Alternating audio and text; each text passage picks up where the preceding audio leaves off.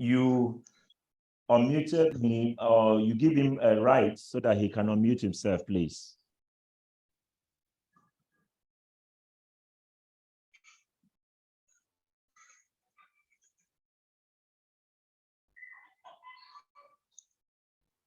Can we go ahead? He's having little challenge in joining. Can we get, yes, right. Can we get we'll get to hear him later in the course of this program. Fine. Next, like Chinwe said, we have the president of the two professional bodies, transportation professional bodies in the country. One is the president of CIOTA, and the next is the president CILT. I'll be calling for the president of CIOTA to take his 3 or 4 minutes at most goodwill message. Let's welcome the president and chairman of Council, Chartered Institute of Transport Administration of Nigeria, Prince Shegu Obayando. President, sir.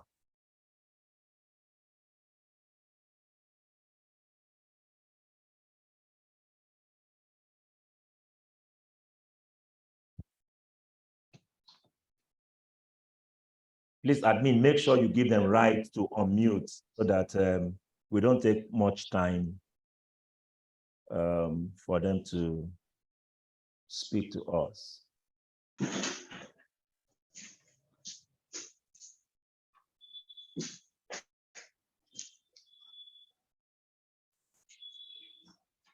Prince Shegu, sir, are you there? Please, we can go ahead with CILT, so we don't keep people waiting, please. They would take their speeches at next time, yeah. All right, thank you very much. Again, as you heard earlier, Dr. Barrister Mfon Osoro, the President, Chartered Institute of Logistics and Transport, is also here with us. And we're going to give her the floor now to give us a goodwill message on this very important meeting. Barrister, Ma. Thank you very much. Please confirm you can hear me. Yes, ma'am, we can hear you. Thank you. Thank you, Chinwe. I know you mean very, very well for me. And but I am not a doctor. I don't have the PhD, so let me just put it out there. Yes, barrister I can take. Yes. So thank you very much. Thank you, ma'am, for the correction. Thank you very much, ma'am. So last year, we were privileged to be invited as resource persons to your first conference, and it was really, really very topical, well attended, and I believe all the participants benefited from attending the conference. This year's arrangement is very innovative in doing this pre-conference enlightenment. And indeed, the Chartered Institute of Logistics and Transport has helped tremendously to circulate the flyer that you sent us, and some of our members are here, and I see you all CILT members. The topic is at the right time. In fact, this is the first conference that is going to be held after that constitutional amendment, which we think it's a positive development. And it is at a time that states would have the benefits of the experiences of the Nigerian Railway Corporation to perfect their own as they come into that area that has now been opened for the participation of states. While we are very happy that it will boost investment, it is very important that we don't just jump into it, because it's critical that there be a legal regulatory framework that will make it very clear the stages that interested investors will have to go through, and the ownership, whether it will be the truck or it will be the wagons that will be open for private sector investment. So it's a positive thing, and we will definitely see states invest to give more options in their quest to provide available transportation and cheap transportation for both goods and services. Again, most states have their procurement laws, and those who don't have will need to put it in place. Again, also learning from the mistakes at the federal level, where you have the ICRC, you have the Bureau for Public Procurement, both of them doing the same job, which gives you different layers of authorities for authorization and approval. And these are some of the things that discourage private capital. So thank you very much. I don't want to go into talking too long because I have a lead presenter that I have faith in.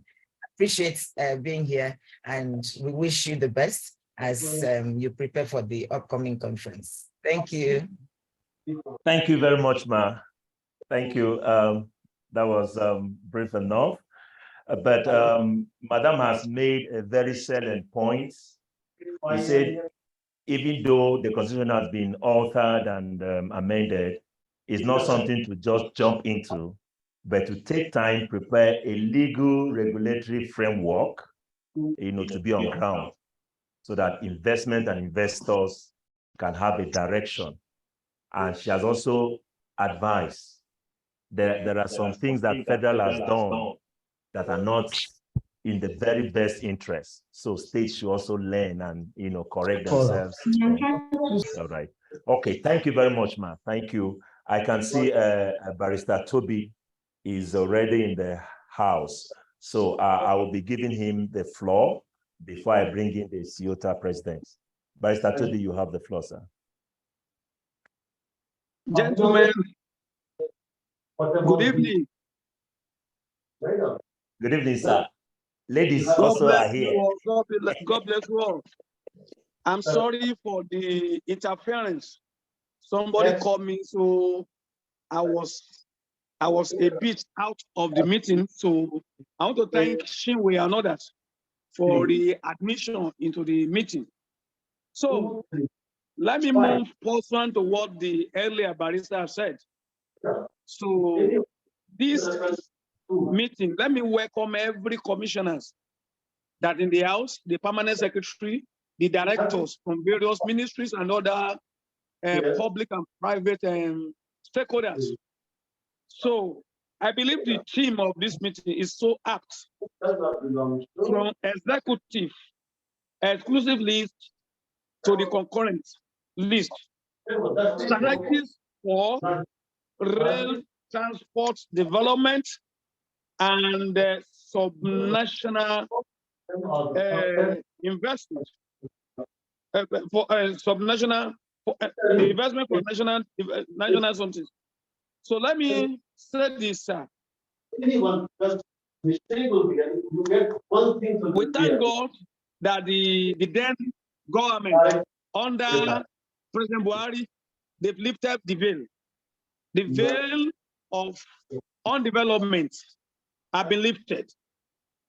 And then now we need to harness the opportunity given to us. It is an opportunity with this new administration. At the National Council of last year, prophetically, it was agreed that every state ministry should go and establish a department of rail. Little did we know that we are going to have this opportunity, lifting the veil, giving the rail management, bringing it under concurrent list. Having done that, like my earlier speaker have said, it's not just for us to fold our hands. There's need for the genuine legal framework. So let me say this before the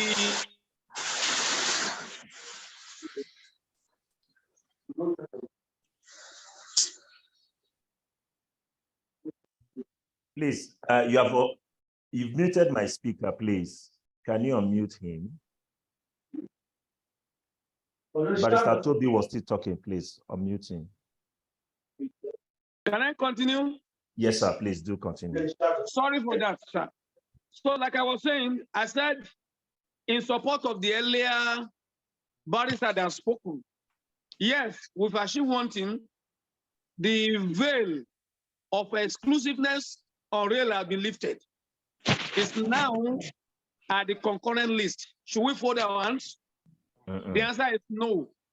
And I could have said that at the just concluded the National Council in last year, prophetically we declare by way of a communique that each state Minister of Transportation should go and establish the rail department, which I believe my directors are everywhere, and I believe other ministries should have been doing that. Now we are under concurrent list. So what we've done in the southwest part of Nigeria, we had a meeting that we should announce the opportunity of regional integration. So it is not a thing that one state can do. So every other regions here, we should go back, we should convocate a sub-region meeting. So let's meet for us to have a united and unique interconnectivity. We can do it through regional integration. North Central, North East, not everything, South, Southwest, whatever. So we can do it. Let's go back home. I'm enjoining every player, either private or public. Let's go through the regional assessment. For Southwest, we've met, and we are going to meet again. So, and I'm praying that as we are deliberating, that we are going to have a good deliberation, and then we should open our doors to partners. If there's any hate, foreign hate, any fund, please, sir, whoever that is speaking, they have the opportunity, they should reveal it to us. I welcome you all the commissioners. I welcome you all the state permanent secretary, and I could see the permanent secretary of our Federal Ministry of Transportation. You are equally welcome. Let me specifically thank you for our port declaration. God bless you all, and I wish you happy deliberation. Thank you very much, Barrister Toby. Thank you. You made mention of the National Council on Transportation that we had in December, and like you said, it was like prophetic. And some of the things we declared there in March, Mr. President had to sign that bill. What Barrister Toby has said is very germane. You know, the issue of creation of a Department of Rail or Railway cannot be possible if you don't have a Ministry of Transport first. Some states in Nigeria still does not have ministries in charge of transport. That is not good enough. With this new declaration, it is just primary that you should have a ministry, and under that ministry, you now have a rail department, road department, safety, as the case may be. Thank you very much, sir. I want to believe those who don't have that arrangement, they should be working to get that done. And we have had two barristers as they have spoken to us, which means their roles are very important to get the right acts. There are some work that our state's legislative assemblies need to do to make sure some of these declarations are official. We have laws backing them so that investors can have confidence, you know, to join us. Well, I am not taking the job of our guest speaker today. It is a goodwill message. Finally, let's hear from Prince Shego Obayando. Prince Shego, sir, can you take your shots so that is Prince Shego there? Yes, can you confirm if he's there?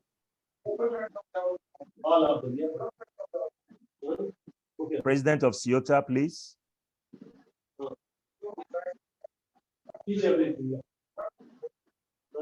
All right. There's no feedback from Ciota President. So at this juncture, ladies and gentlemen, our special guests in this meeting, the Permanent Secretary, Federal Ministry of Transportation, Dr. Jani will be. Please, can you mute? Mute yourself, please. Let's have a full benefit of this meeting. Can you mute yourself if you are not being welcome to speak? Mute yourself, please. Those raising their hands now, there is no question for you to answer. So just mute yourself. If you have a question, comment on the comment box. After the guest speaker has spoken, then we can have feedbacks. There's no suggestion, there's no question we are asking from anyone now. Don't raise your hand. Let's welcome our guest. Dr. Ajani will be taking the floor at this moment. You're welcome, ma'am. Thank you so much. Good afternoon. Good day. The organizers of this event, all my colleagues, commissioners, permanent secretaries from the states, and CILT president is on the meeting. We haven't heard from the CILT. Good afternoon, ladies and gentlemen. I'm delighted today that we are discussing and going to share knowledge on the theme from the exclusivity lists to the concurrent lists, strategies for rail transport development for subnationals. The objective of this event is to discuss the best options for subnationals to key into the opportunity occasioned by the removal of the railway subsector from the exclusive lists to the concurrent lists by the administration of the airways President Muhammadu Buhari. Sorry, you can't hear me? We can hear you, ma'am. We can hear you. Please, Okay. anybody else talking, can you mute yourself, please? Thank you. Okay, thank you. So as you are aware, transportation sector in Nigeria is facing many challenges, and the rail subsector is not an exemption. Nevertheless, the subsector has experienced some changes over the years, particularly the legislative framework governing its administration and management. Key among the changes in the movement of the subsector from the exclusive list to the concurrent list, which has diverse positive implications on the development of rail infrastructure at the subnational level. Previously, the 1999 Constitution placed the rail subsector in the exclusive list, which gave the right of development and ownership of the rail system solely to the federal government. However, the demand for decentralized powers resulted in the amendment of the Constitution in 2010 to include it in the concurrent lists, allowing federal and state governments to legislate the subsector. The Lagos State government and the Federal Capital Territory Administration capitalized on these developments and have commenced the development of their rail systems.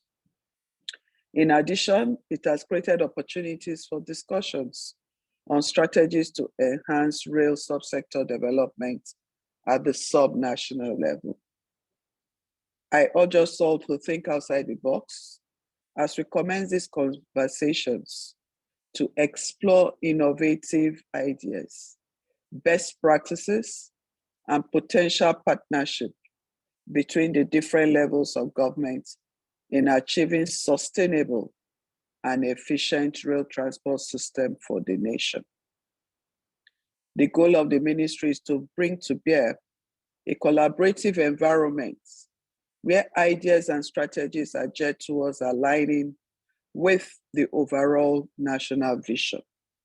I want to say that this collaboration is working in Lagos State because on the red line, Nigeria Railway Corporation actually gave right of way to Lagos State in some areas, so they didn't have to start building fresh rail lines in areas where the national line is.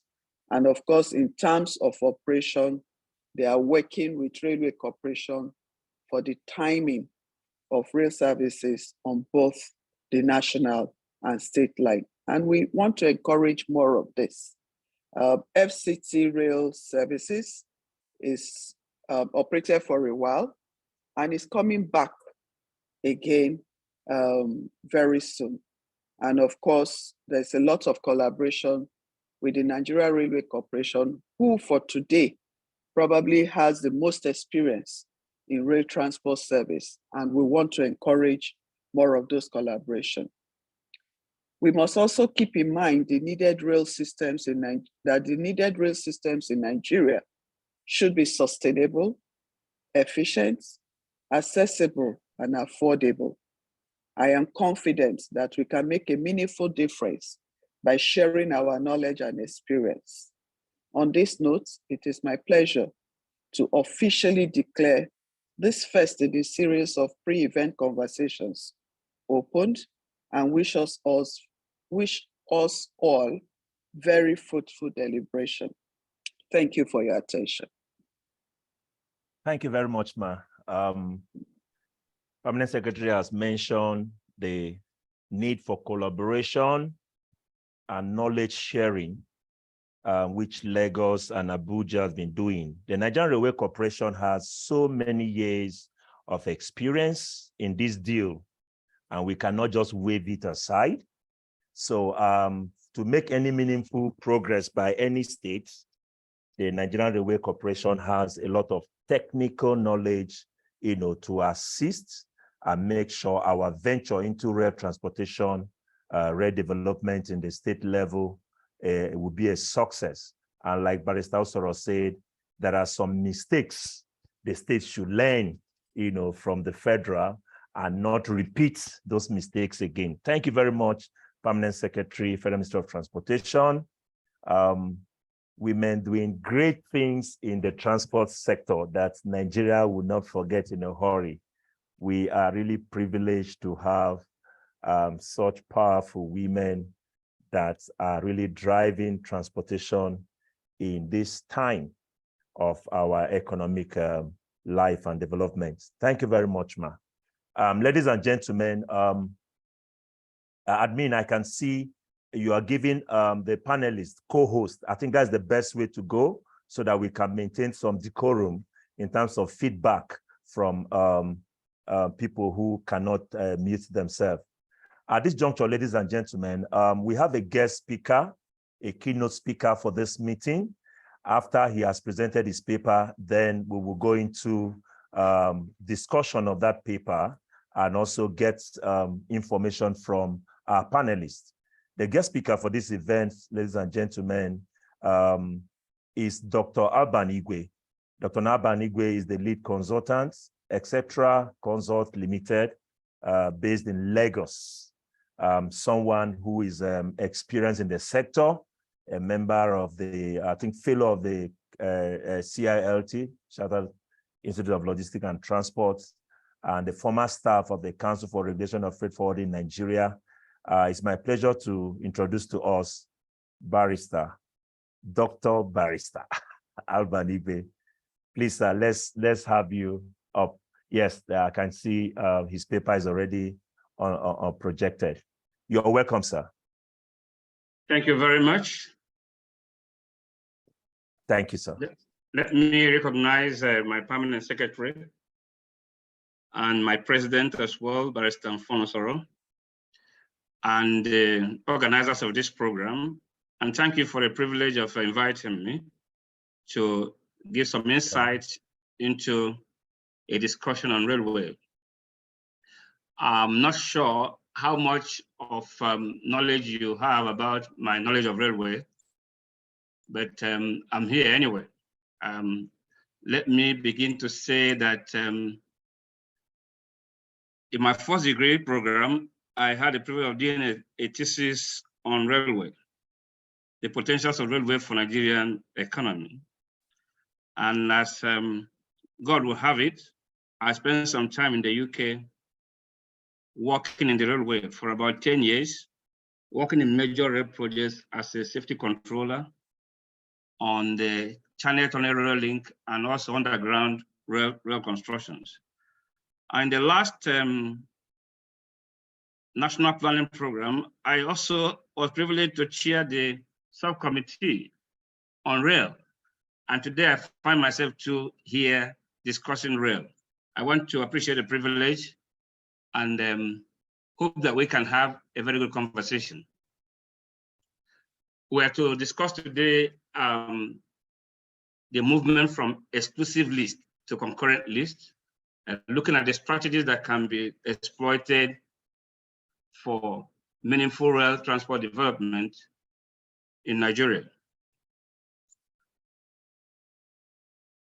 My overview is to look at the opening, have a small opening statement, define some concepts, draw some delineations of those concepts, and look at railways and their role in development. And of course, look at strategic options and considerations. Share some thoughts on a pool of choices that we can make, and suggest some potential services. Mute some ideas about sustainability, which is key, and then suggest a value proposition. Then critical in the discussion is funding. And then we'll look at energy options, and which is very critical in operating any rail system. You must conceive it from the beginning, and before it becomes a crisis in the long run. And of course, energy is what determines your profitability to a very large extent in any mode of transport. And then I look at issue of procurement. How can we develop a very viable, competitive, and sustainable procurement system that will give us the best option in our railway agenda? And then I intend to look at some regional railway development agenda, and then draw a summary of my submission and make a closing statement. So I want to thank everyone who have enlisted, and recognize everyone, the common man as it were, on this program. My opening statement is that railway in the concurrent list represents an excellent opportunity to rethink development, either within the box, out of the box, as we normally say, and I have added the third one, without the box. So we have an option to continue to do things as we used to, or go a little bit outside the norm, or entirely create a new thing. As I said, we have the latitude to do something entirely new. And that's the freedom the movement from concurrent lists, from exclusive concurrent lists, has afforded us. So by way of simple definition, we know what the concepts of exclusivity, concurrency, and residual list mean. The first meaning that if it's exclusive, it's entirely the prerogative of the federal government to handle. And that was what we have been in for who knows how long it has been. And right now, we are just entering the era of concurrency where the states, and of course, the local governments can also participate in the thing that was once exclusive to federal government. And of course, the residual refers to the power exercised by the state and local government. So these are the three layers of listing. To delineate the topic a little bit, we are looking at strategic decisions as those decisions that have an influence over years or decades or even beyond the lifetime of the project. So we're not looking at something to just a quick win, just invest and go. We're looking at something that is strategic, something that will take us into the next few years, into the next few decades, and probably outlive us. So once a project has that status, we're thinking that the project is very strategic. So we look at investment. We're also going to look at investments as investment that are very strategic. What will strategic investments do? They will mirror the future and its anticipated impact on all stakeholders. If I want to make a strategic investment, I want to look at investment that will touch virtually everybody, every sector. And that's the role that transport naturally plays. And of course, when we talk about subnationals, we're looking at the state governments, local governments, and of course, the regional governments. So this is going to be the domain of our conversation in the next few minutes. So railways are very critical to development anywhere, any country. Nigeria is not isolated. Railways are referred to as the backbone of sustainable regional connectivity and green recovery. So any development we're talking in our today must mirror sustainable development, green recovery. How do we develop without destroying the future of development? We're also looking at an environmentally friendly, high-capacity transport mode that rail promises at any time, any day. We're looking at railway as a climate smart and efficient way to move people and freight. And it, of course, is a critical mode of transport that help us to mitigate greenhouse gas emissions. So they are a clean form of transportation, cleaner than some other modes. So in looking at strategic options before us, we may want to consider rail for passenger services, rail for tourism, because we're looking at how strategic, how does it actually impact the economy and impact development. So we're looking at rail focusing on passenger services to meet the needs of the traveling community, or rail advancing further into tourism to promote another economy that is closely related to transport, or rail for industrial services. How do we link production centers with rail? Because it's a critical link mode for industrialization. And then, of course, when we talk about energy efficiency in terms of capacity per person, we are also looking at the high volume that rail brings along. And of course, environmental friendliness is closely associated with energy efficiency.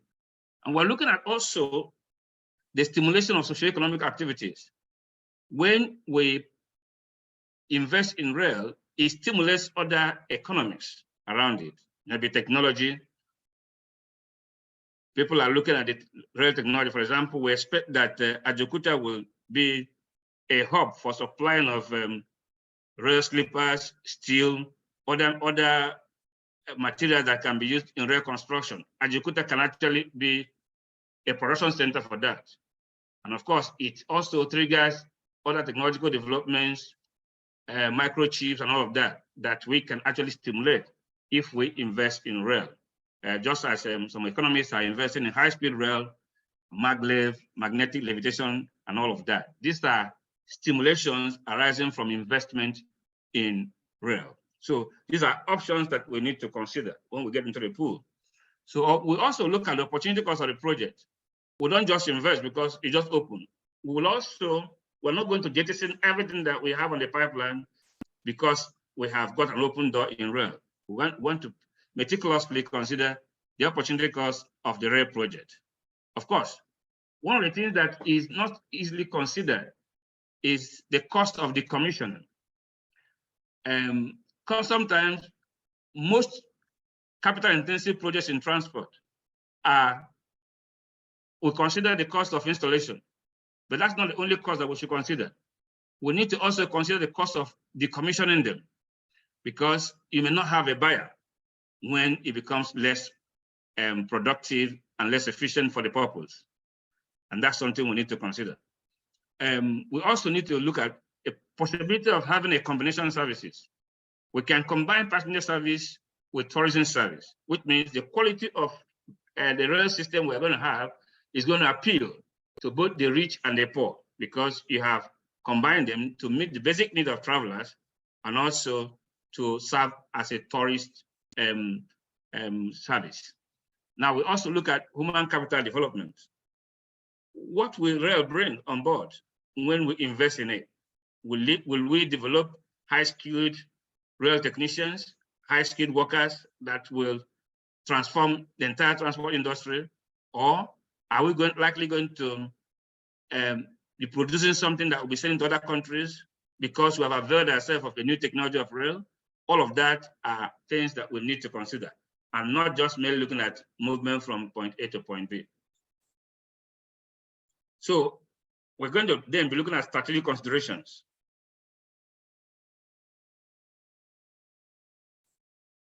And then we can then move to the strategic choice pool, which we're going to look at the proposed services.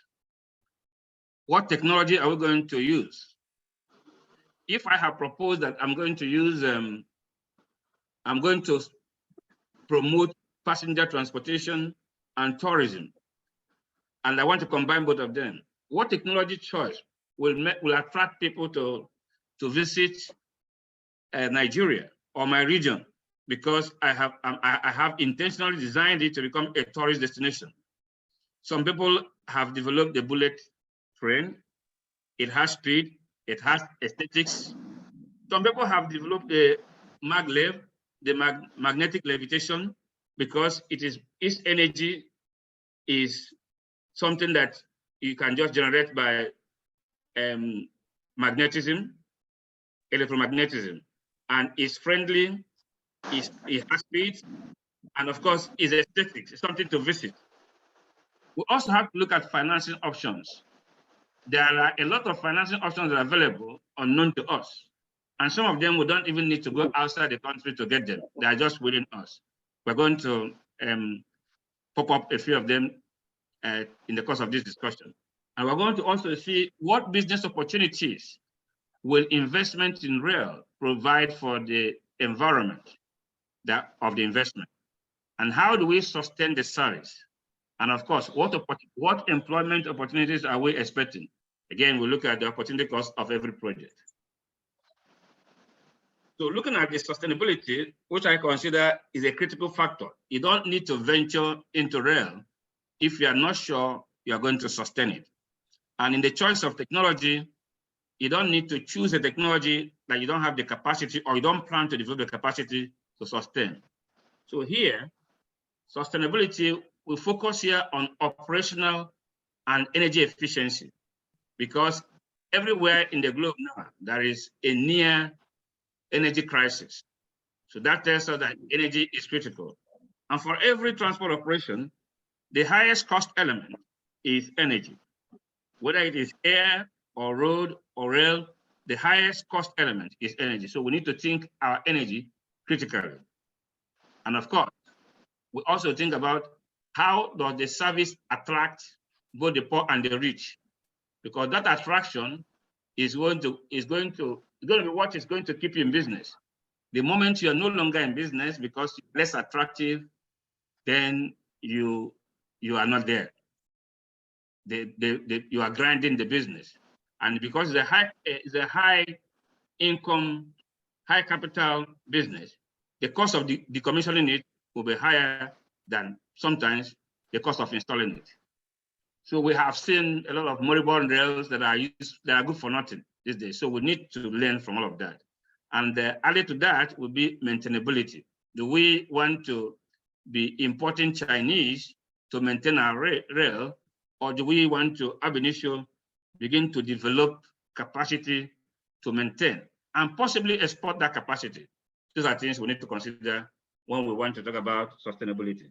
The other angle to sustainability is sustainable funding. I want to fly an idea that we float regional development banks. That presupposes that I'm proposing that our development will go not bank to state, that we should begin to think about regional cooperation, so that we don't invest in a rail line that terminates maybe 10 kilometers after that, when we could have done 100 kilometers to connect others and then increase the market and increase the services. So if we want to do that, it means we have to float regional development bank. One of the problems we have with funding is that it is tied to government of the day. When a state government leaves, that's the end of the show. But if we have regional agreement, it means that our equity will be regional. And it is difficult for one government or one state government to strangle the investment. So that means that we should have regional banks that helps borrowing, lending, investing from them, or even outside borrowing as a guarantor bank become easier. So we can undertake any volume of transaction that we think is the best for us. So for example, if we want to do passenger services or tourism services, and we think that if we put, say, for instance, Southeast and South-South together, we call it SESS. I call it SEST rail. Okay, it means that we're able to connect rivers with Bayelsa, with Imo, with Abia, with Cross River, with probably Delta, Edo State, Imo, Enugu, and all of that. So all of that enclave region are connected. And it means we can take advantage of the industrialization in that area, in Aba, the seaport linkage in River State, the Imo Ekagu. So we can link all of this together, and there will be a sort of supply chain that is going to be unmatched. Okay, if we now want to go to Budu Ranch or Cross River known for tourism, we can also combine that. So, for example, you can see an example of maglev, which simply uses, which is environmentally clean. It uses magnetic levitation to propel, and that means that we can invest. We can decide to invest, and if we invest in something like this, what will happen is that many people will simply visit Nigeria or the region because of this service. So it is not too ambitious, but what we might want to do is that we will evolve an excellent procurement system, what I call world-class standard. It doesn't mean you have to procure from outside, but it must be world-class standard. And I'm going to talk a little more about the procurement. So if we're intending to promote industrialization, it means that our focus will be placed on connecting industrial centers in order to stimulate development and improve the quality of life. So if we know, for instance, Aba is a manufacturing hub, okay? So what do we do to connect Aba to the entire region so that people will have access to trade? Or if we know that Bayelsa or River State can be a fishing hub, yes, how do we connect? Enugu has coal. How do we leverage the technologies and all of that? So this is going to be something that we have to analyze, get data, and make a well-researched, data-driven decision. These are things, the connecting points, and this is what we're going to gain. So that the region, the states will begin to interact, they'll begin to connect one with another. They begin to talk to each other economically. And that way, we can then even begin to produce for export. I did some little study to see that Southeast, South-South is bigger than Kenya. And if you can actually stimulate the economy of Southeast, South-South alone, not to talk of the Northeast, Northwest with agriculture, or the North or the Southwest alone, Southwest can even stand alone all the way from Oyo to Lagos. They cannot stand alone. If we can stimulate each economy, what we're talking about regional development, which has been in the conversation for a while, the rail has the capacity to actually stimulate that. So what will be our value proposition? Is to ensure, first, in my opinion, to ensure business and employment opportunities are captured. So we're not just investing for investment. Elsewhere in the world, people will think that if we invest in this, we're going to generate maybe 100,000 employments, yes, direct or indirect. So we need to capture all of that. So that is a way of growth, because unemployment has its own repercussions. By the time we have the youth growing without employment, we are increasing the insecurity challenges. So we need to address that. The rail has the capacity to generate good, sizable employment. And we need to articulate human capital development objective. Yes, what capacities do we need to build in terms of human capacity? We need to articulate that. A good proposal can give us that. And we need to also determine the opportunity cost of the project. So we ensure, articulate, and determine so that we make an informed, data-driven decision. Now on funding, which is, I think everyone will be thinking about funding. There is no amount of funding that we want to utilize that cannot be found in Nigeria. I can assure you that. It depends on how transparent we are first with the cost of the project. If we are sure the cost of the project is transparent enough, competitive enough, I can assure you that we can get the funding here. And if we can't get it here, there are, even me, I have access to people who want to invest in rail in Nigeria. I've been contacted over and over again about rail investments. And I can tell you that funding wouldn't be the highest challenge. The highest challenge will be to do competitive procurement. So here, the first thing I'm looking at is to focus on the establishment of regional development banks, which I've mentioned, which will naturally leave political governments. The second consideration will be to float regional rail development companies with share capital. And I want us to pay attention to this. We share capital to the common man, the people capital.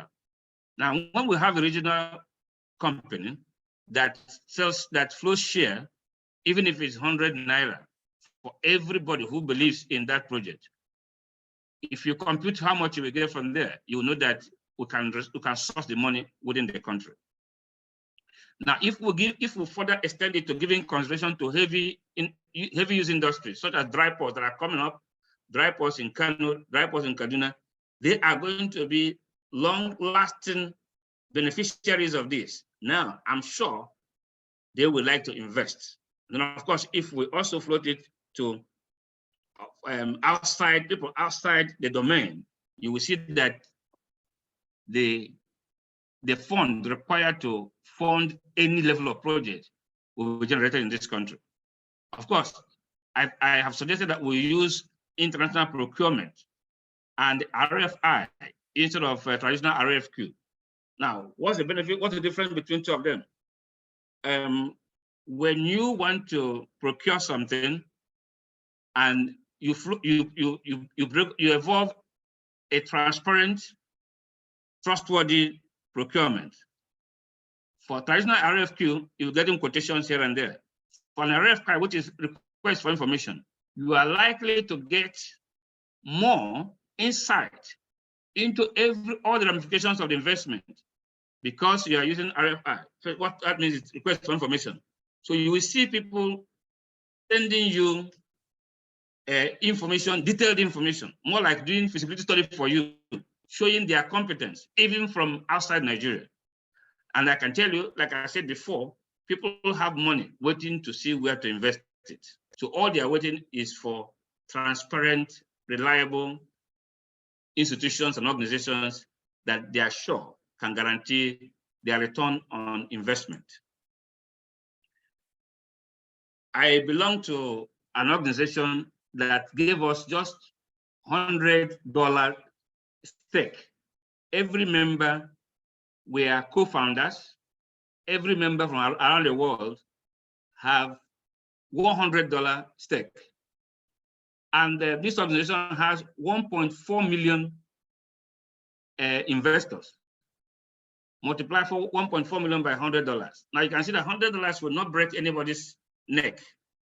But because they have used this model, it's easy for you to see yourself as a shareholder, a co-founder by just $100. And they did not give the big man to do $1 million, so he doesn't dominate. Everybody has equal. So I'm thinking that model can actually help us solve this seemingly very capital intensive project. Now, if you look at this slide, you find some other consideration that can also help with funding, as well as help with energy and meet also sustainable development goals. That's solar option. There is a train in Australia, actually the first solar powered train in Australia. It's also used in India. So we have the capacity to utilize solar in this country.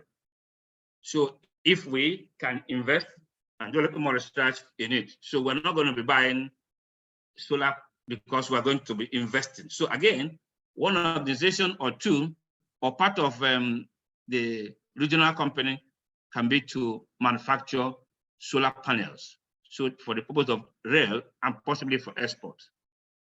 So some also are using hydrogen powered trains and all of that. So we look at what is available within our country and how can we be more dependent on ourselves than actually importing. Because when we look inwards, or when we look outside the box, or better still, when we look without the box, then we are going to see a lot of resources that are lying idle that we're not able to utilize. So I'll now go to strategic and competitive procurement. We need to kind of re-strategize our rail procurement.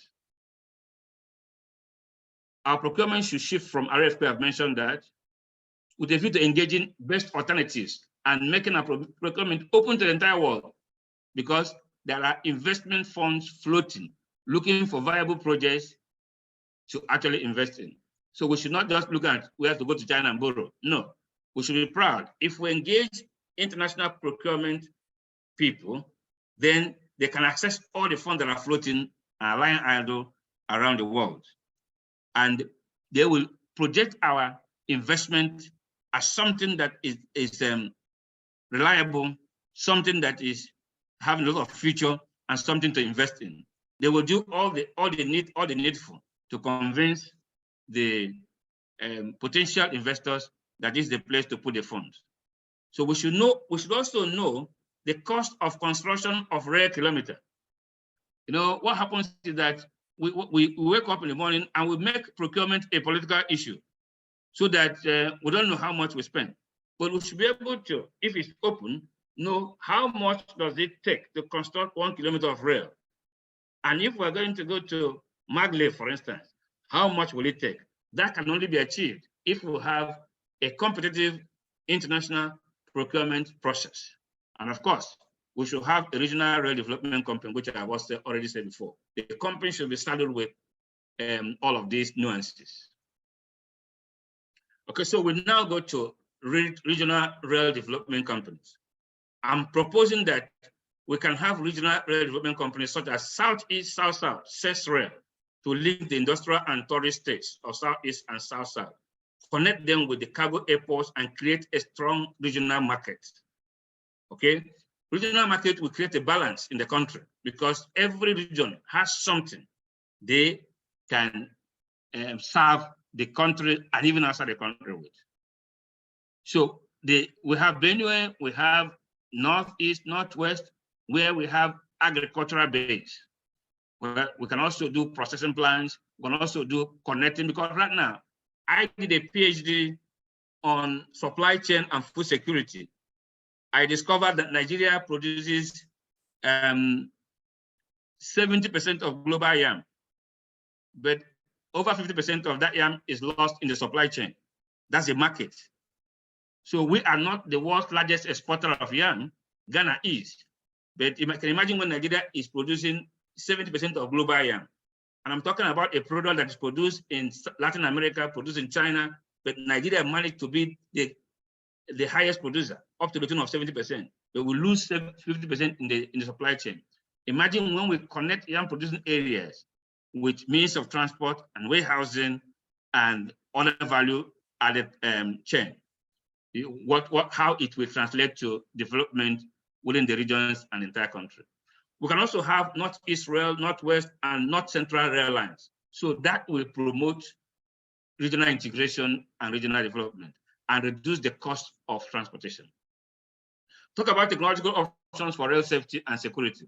The major rail industry trends involve drones and smart sensors, because you can't contemplate development without factoring in the issue of security and safety. The trend is now that we use technology, drones and smart sensors for inspecting railway tracks, digital communication platforms, and automatic train control systems. So we should consider that whatever we do, there will be investment in technology. And investment in technology is not the same as importing technology. It's going to be intentional investment in technology, developing internal and local capacity.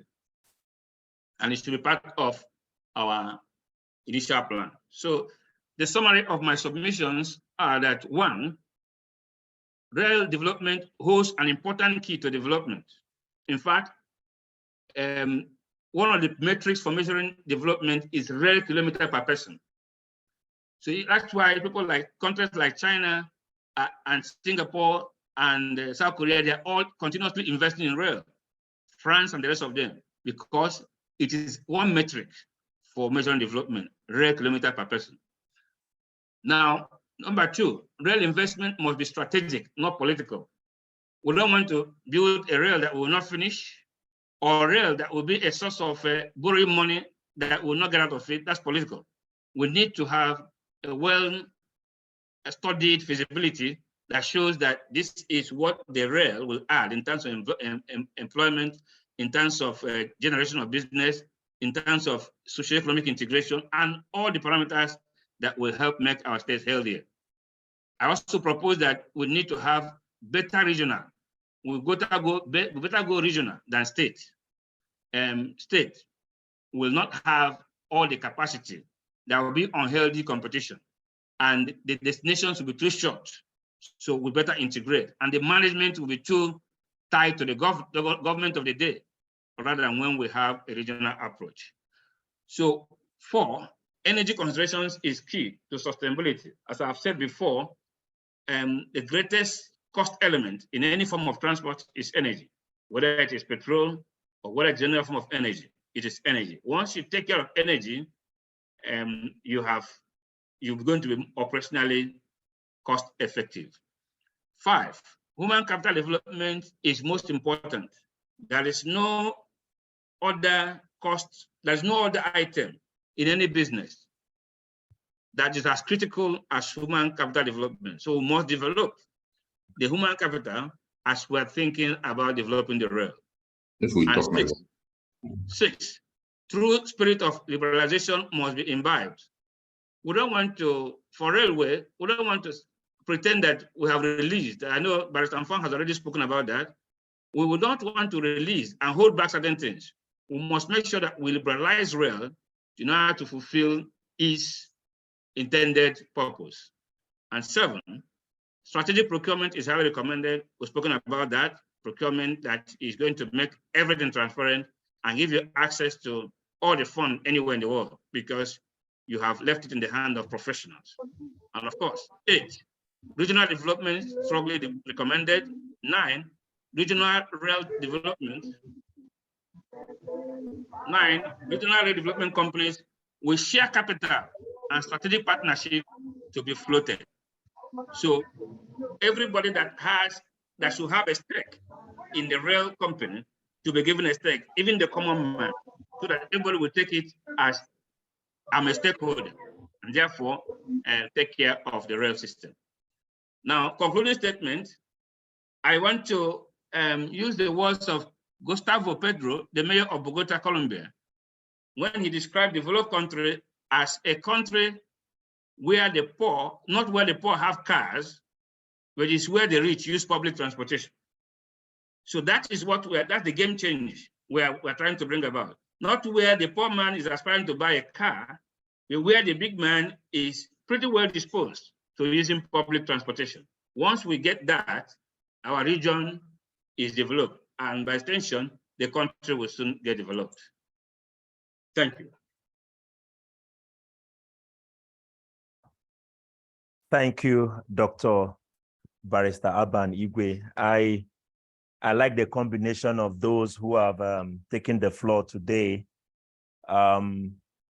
barristers who are practicing transport professionals, because the beginning of all of this is that there are all regulatory framework must be on ground, whether at regional or state level, to make sure there is a law backing this, because without that law, nobody wants to throw his money where he or she will not be covered.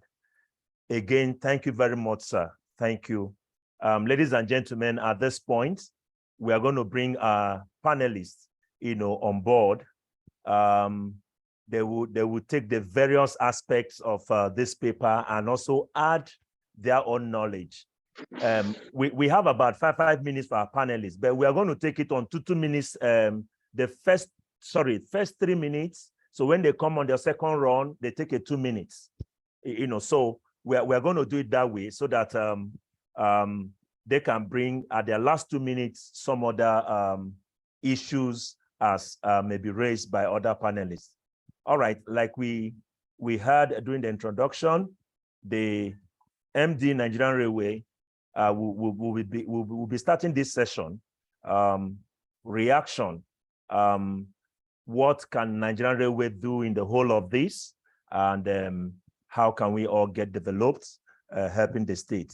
Let's welcome the MD, Nigerian Railway, Engineer Dr. Fidet Ohiria. He will be beginning, take his first 3 minutes, then we also bring in the next discussants. Engineer, sir, you're welcome.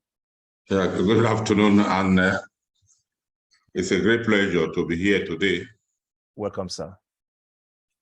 And it's very interesting now that the rail industry have been thrown open, although it has been open for a while.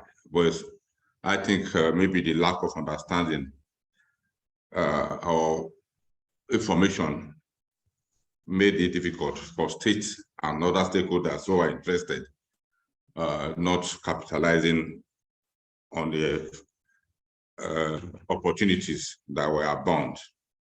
Now that it's constitutionally amended, moving from exclusive to recurrent, we have had some states coming for inquiries, and we are ready and willingly available, as earlier stated by the PAMSEC, Dr. Ajani, to support and ensure that Nigerians get the benefit of using rail and protecting and securing our Commonwealth in a better form.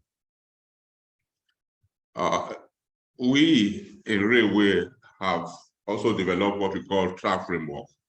We have a 3,505 length of narrow gauge track by narrow gauge, that is the 1067, running from Lagos to Kano, from Zaria to Kwara-Namoda, from Kano to Nguru, and you have see crossing from Kaduna to Kafanchan, Kaduna State. And we have the one we are rehabilitating now from Port Harcourt to Maiduguri.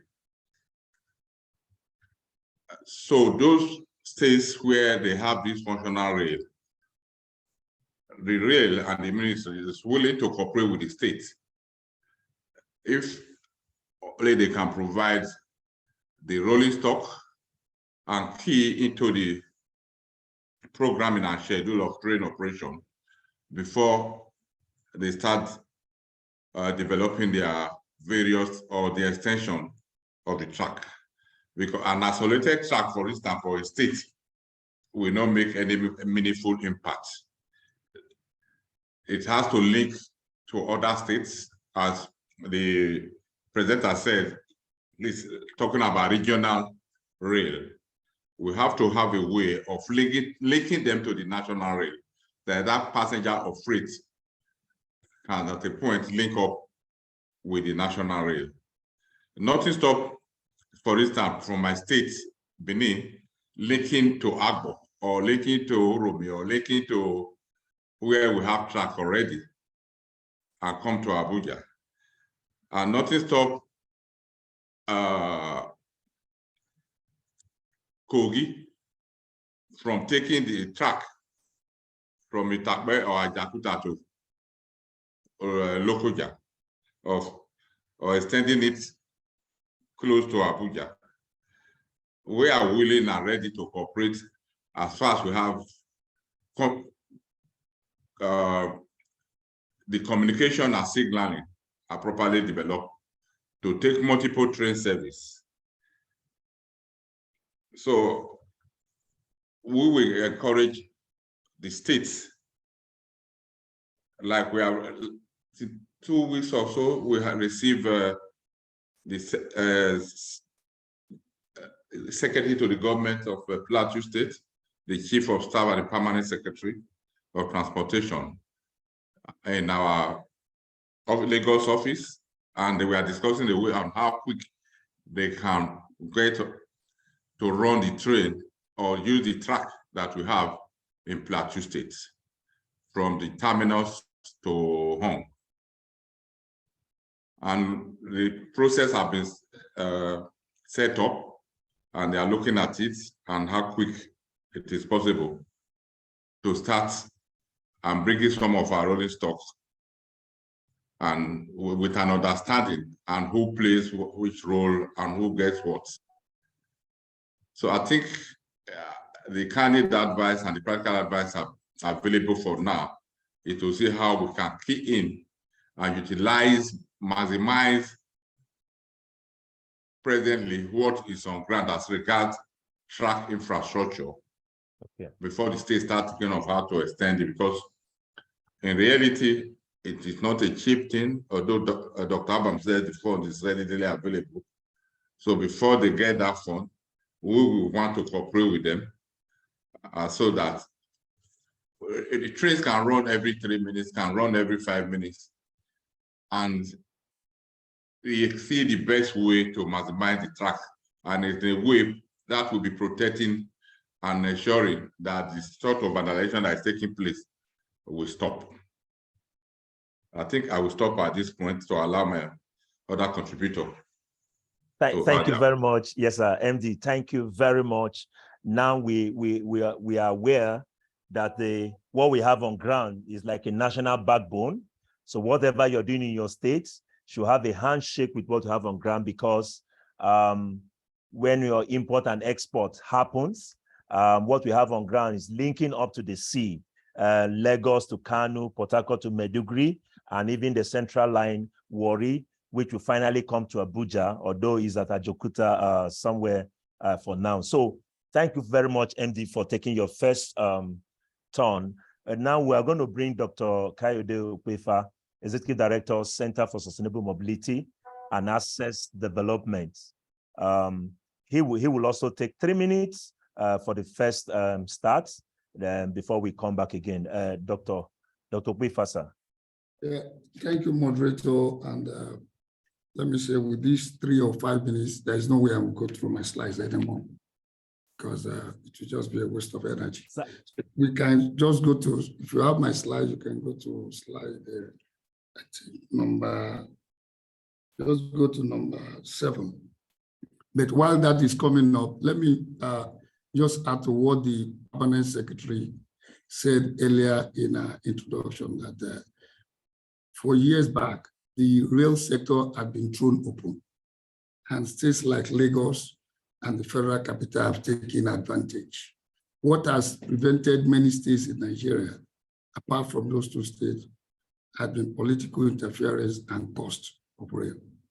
Lagos started at about 2003 under Ashwaju, and the state went through a lot of hassles under the Greater Lagos Rail Initiatives, and Governor Fashola continued, and it was frustration. And that was why the state had to go on the blue line before going on the red line, even when the feasibility study says that the blue line is not financially viable.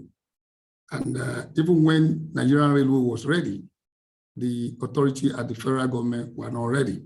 And the file for the conceding of the right of way that was presented was not signed for 3 years until May 22nd, 2015, when the government was about to leave. So thank God there is now no hindrance. But however, since 2015, there has been a smooth ride, and we must commend the past administration for that. Be that as it may, we have to discuss strategies going forward. For me, the greatest thing is to do this thing the right way. And certain things will be critical. That is, we need to have statutes, that is the laws the legislations, the regulations, the policies at federal, regional, and state level clearly spelled out. Then we must put up the structures, the agencies that will manage whatever we want to do at whatever level. Then the processes, how this will be done. Next slide, please. Next slide, please. Next slide, please. Now, you can go to the next one. I want to make it just 5 minutes. Now, what we have, just like the permanent secretary said, and go back, and the MD Railway said, this thing is ready, and it is for those who can take advantage of it. I think I'm going to use my own screen. Sorry. It doesn't seem the screen is responding to my discussion. I'm on slide number 9. The Ministry of Transport, Office of the Attorney General, and talking of federal, and the Nigerian Railway must immediately set in motion the repeal and enactment of the Nigerian Railway Act 1955, and I think it was later amended sometimes. They should look at then the Federal Ministry of Transport, Attorney General's Office of the Federation, Federated States, and the Federal Capital Territory and the Nigerian Railway Corporation must also immediately commence the process of clarification and understanding of what the current situation entails as far as rail regulation, safety, and we all know all other things. Next slide, please. Security and all the rest. And once that is done, the next thing will now be urgently the obsolete 2002 25-year strategic rail master plan needs to be rested. A technical committee of experts inaugurated by the federal government to come up with a new 25-year plan, bearing in mind the current realities.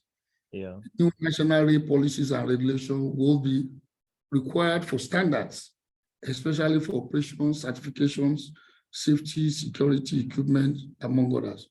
At state level, consultancies, capacities for statutes, laws, legislation, policies should be developed and engaged. At state level, statutes, laws, legislation, policies on operating procedure will need to be enacted, drafted, and put in place as necessary. At state level, structures, processes, and standard operating procedures arising from 4 and 5 need to be put in place as appropriate.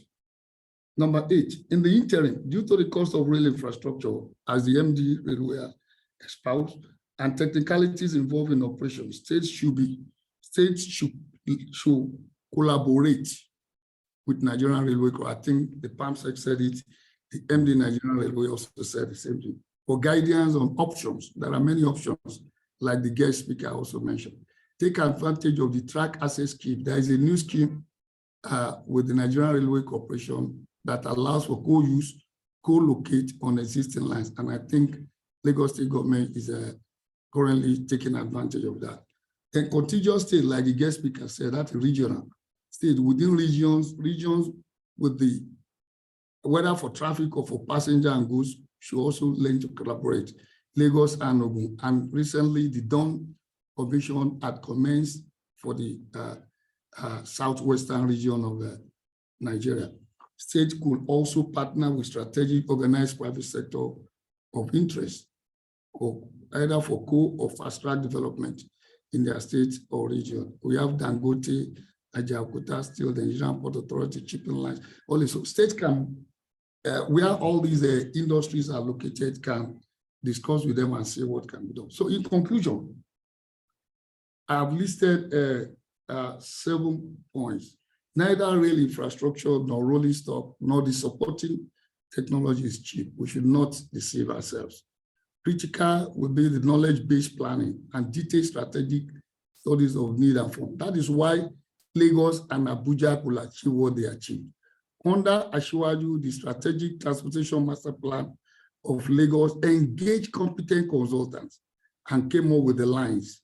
And the best consultants in the world were engaged to develop the designs, and they gave the best advice, and that made the state to do the right thing. The same thing with the FCT under Governor El-Rufai, and eventually under Governor, I don't want to call Bala Mohammed. The right things were done. In fact, FC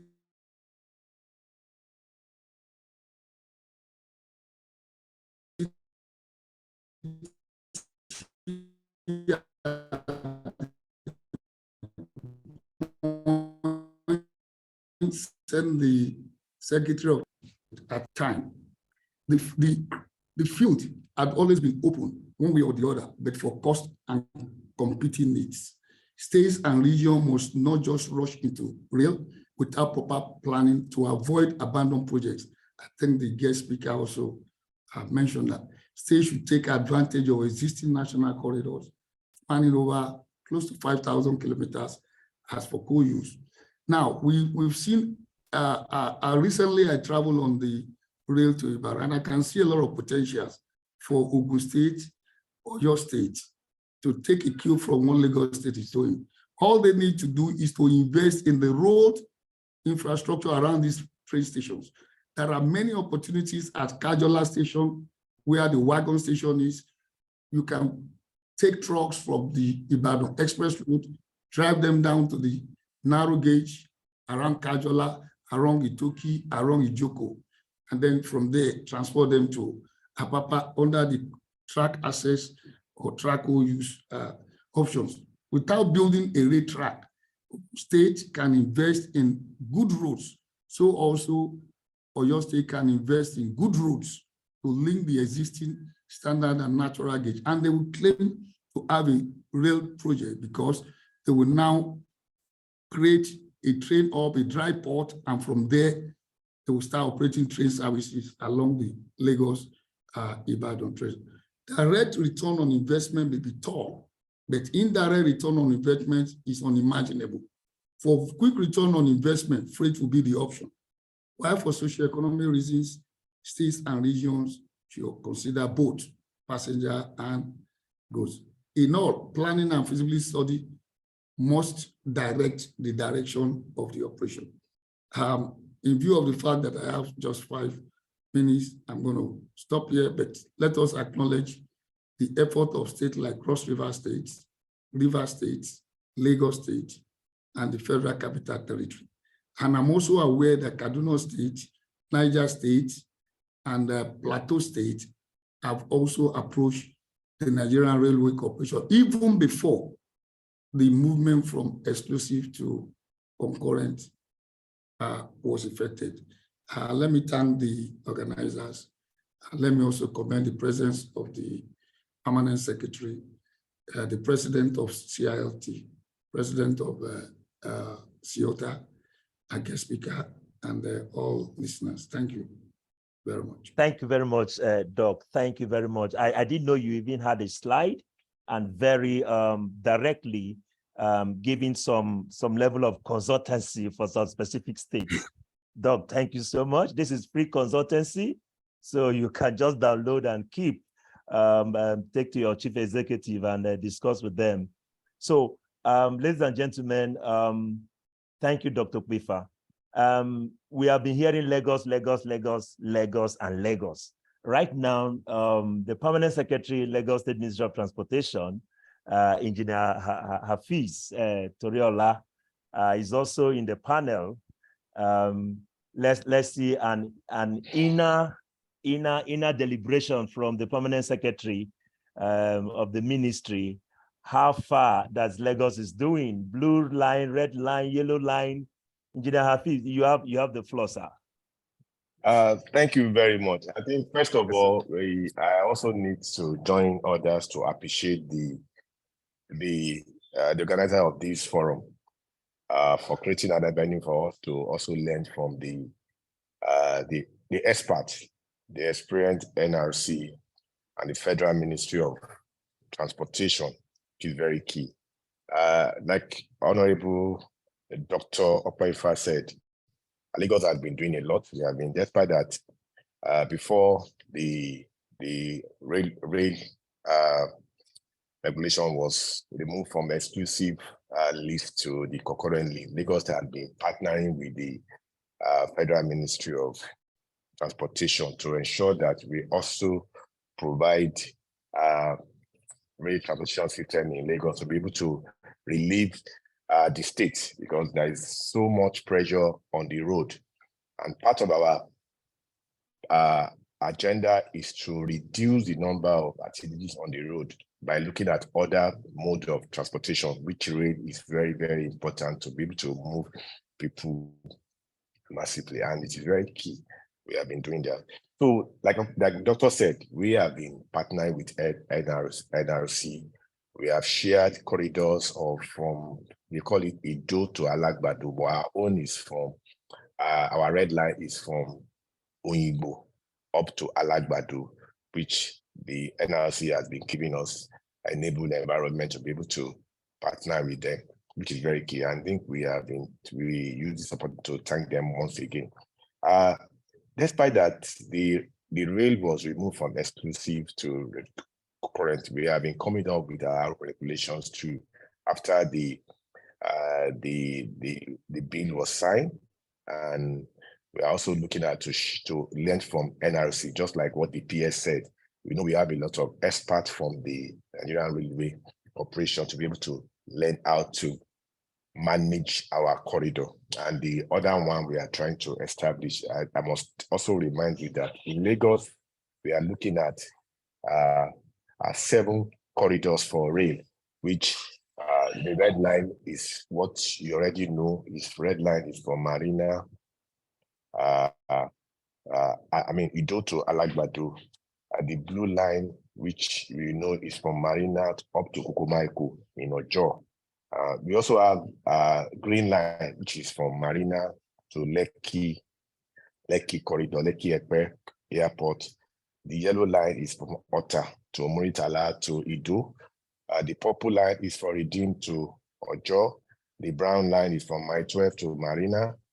So the orange line is from Redeem to Marina. So we are also working on this, like I said, to be able to harness the potential in the rail transportation system, which is very key. Without taking much of your time, I think we looking at working continuously with the NRC and to come up with our own regulation with Lamata. We have an agency, Lamata, that is working on the rail development in Lagos State. They are also part of this meeting, which I think they would have gotten a lot of input from the position of the presenter, the facilitator for this rail development. By and large, I think we will continue to work with NRC to learn from them and from the Federal Ministry of Work to continue to collaborate with them to ensure that we get the investors who are coming. Like I said, we are also looking at investors to come in and take some of these corridors I've mentioned. So it is critical that we also look for investors just like what, and to be able to sustain it. On the regional, I think I need to mention it. There's a report called Professor Mabogunje, which was developed for regional in those days. And the report is what Lagos State government is working with other states in the Southwest to be able to develop the regional rail system, which I think it will go a long way to develop the race system by looking for other investors to come in. By and large, we continue to work with them, learn from them. Despite that, the now concurrent list, we continue to work with NRC, an agency in charge with Lamata. We also use this opportunity we have to also expand our rail corridors in Lagos State and to continue to work with them. So thank you very much for organizing this, and the NRC also thank you for giving us that opportunity to be able to develop our rail. Despite that, there was no approval there, it was on the exclusive list. We have been able to partner despite the challenges we face. But by and large, I think the value is worth talking about. Thank you very much. Thank you very much, sir. The value is worth talking about. I think Engineer Toriola, when you come next, you're going to help others of your colleagues that are here who don't even have a Ministry of Transport to start with, let alone developing a Department of Rail. I think you need to also help them how to go about that in most states, that have not even developed their ministry. Finally, on the panel, on this first wrap. We also have here the Director of Rail Transport Services, Federal Ministry of Transportation. Engineer Dr. Fimba Zira is also on the panel.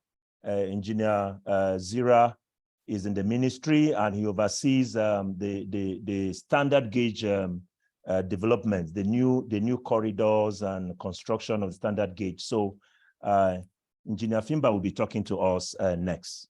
Engineer, sir. Good afternoon. Please, can you hear You're me? welcome, sir. Yes, sir. You're welcome, sir.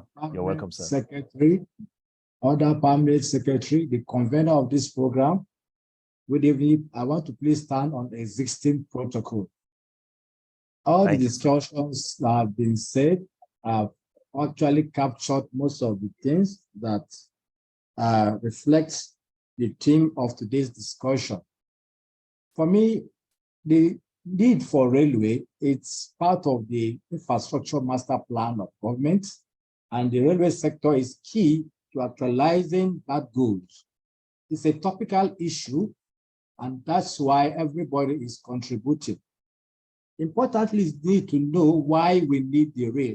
Among other sectors of transport, the rail sector is germane, very important, because if we look around, the reality stares us in the face. Look at our roads. We can see that a lot of haulage takes place. And this haulage, it's affecting the performance and sustainability of our roads. Particularly, we see that if we have the road sector in place, it will help us upload those things from our roads, and it will also impact on many factors of production. The cost of things will go down. And it is important that today the concurrent list has come to be. Now, we have to engage stakeholders to know why we need rail development. So it's beyond the theory behind it, but it's a reality that if we have the rail sector, it will impact on national development. I want to be practical about the matter. That's why I'm making examples. Also, if you look at the development in the rail sector, globally, its role is there. In case of Nigeria, we have seen that we have resuscitated the development of the rail sector, and the Federal Ministry of Works and Housing is championing its cause towards ensuring that the master plan for the road sector is developed. That is why we have different corridors being modernized, apart from rehabilitation of the existing ones. And the key thing is that by the time this thing is completed, apart from interconnecting the different parts of the country, it will also impact on the economy. Now, as Ella mentioned, the issue of policy formulation, laws and legislation are very, very important. Now that they have been taken to the states, it's important that there is synergy in the laws, policies, and other things that are needed to ensure that we don't have conflicts in trying to actualize our goals. Also, we can see too that in trying to continue political interest, but what I mean that political will for continuity is very, very important. So that when we start, because the road development is capital intensive, so that once we do that one, any government that comes in place, we see the need to continue towards actualizing the vision of the state and the country at large. Now, it will lead to economic of scale. Once this thing is properly aligned, at the end of the day, it will be a win-win situation for everybody. Also, in the Federal Ministry of God, mindful of the fact that rail sector cannot just be done by government alone, there is a committee now trying to unbundle it so that the private sector can participate actively towards the development of the rail sector. The private sector participation is very, very important. By the time that is done, we see that there will be seamless performance and we'll be able to sustain the development in the road sector. Trying to develop the road sector, we need local country, capacity building. Our dependence may not help us. We'll have to get a milestone towards a point whereby we'll be able to have more engagement and more input towards that. The Federal Ministry of Transport is mindful of that. No wonder today we are talking of the universal of transportation, because we know that we have to develop capacity for the future. And with the school in place now, we are trying to see that all human needs needed to develop our rail sectors are trained there. Just last week, or last month, the permanent secretary received some students who came back from China, and they are going to impact on rail development. If you look at our curriculum, rail transport studies is not like we have in other sectors. The road sector, we have people being taught in school, civil engineers and the rest. This has its own speciality, and we are trying to see that we build capacity and sustain that aspect. Coming to finance, like we see that it's capital intensive. We can borrow from what happens in other infrastructure development. In the road sector, we have the Sukuk funding, Islamic banking, where people invest, put in money. And like Ella said, just contribution, most times it's oversubscribed because people are interested in investing. If we do that for the rail sector too, a lot of money can be garnered locally, and that can be used to do a lot of things for the rail sector. Talking of intervention, the road sector has not received the kind of intervention in other sectors. Also, we have Executive Order 07 for road, where you see companies developing roads. You see them building with concrete. And most of these companies fly our road. If we do the rail, I assure you that these companies will keen to it, and we'll be able to have internal contribution for rail sector, because most times you borrow money, it has its implication. So if we are able to localize our funding mechanism, it will go a long way. It's helping us to get what we want. Talking of collaboration, many instances have been given where state governments are coming in to try to collaborate.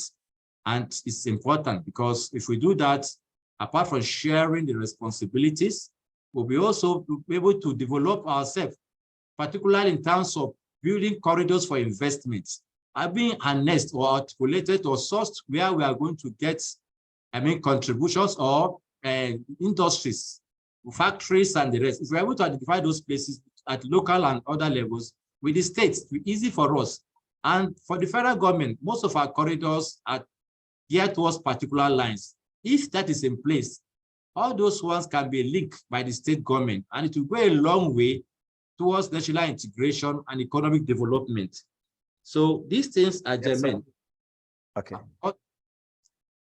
The issue of development to have its own challenges, which we are also facing, and it has to do with our local situation here. So if the states are keen to in all this issue of theft, vandalism, and security, I think if we all work together, we'll be able to find ways of reducing this impact of what we are doing. So basically, if we work together with the state, I think the collaboration will help us to address most of the problems that are being handled by the states, by the federal alone. And talking of sustainability, by the time we work together, we'll be able to carve out policies and programs that will help us sustain what we are doing. The issue of the future of railway is there. And in the Federal Ministry of Works, we are thinking of so many options. Someone mentioned the issue of using solar panel. Beyond that, we know that there are other ways. Using gas, for instance, Nigeria is blessed abundantly with that. If we're able to do that, apart from it being cheaper relatively, there's environmental friendliness of that. And since we have it in abundance, we can do it in a way that our gas are located where we can easily get them to track to put our rates in track. So I mentioned this practical measure so that we can see the benefit, challenges, and other things that are associated with rail development, so that in our planning, we'll be mindful of those factors. And it's important that each, as a state coming to this, they engage the federal so that we can share, they will benefit from the experience of the federal government, and the mistakes that have been made by the federal government, we will try to avoid those mistakes. So helping us is the need for us to look at the baseline. we have our corridors. What is the situation? Each state has its own peculiarities, and that's why the issue of costing may differ. 1 kilometer in one state will be different from 1 kilometer in another state. So, but when we look at our peculiarities, we'll be able to garner all this experience, baseline data, to be able to really streamline the break practice into what will fit what we want at our local level. So I think the way forward is what we are doing much, now. sir. Thank you. Yes, thank you so much, sir. Thank you. A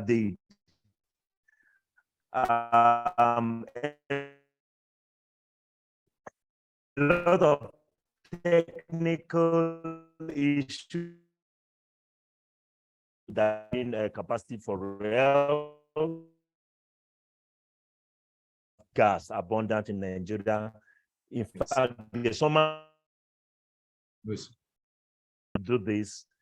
Collaboration is how we just being the word.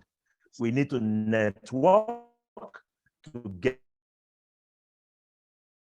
networking everywhere. Yeah, said they wanted to reduce the burden on the panelists to please look at the charts.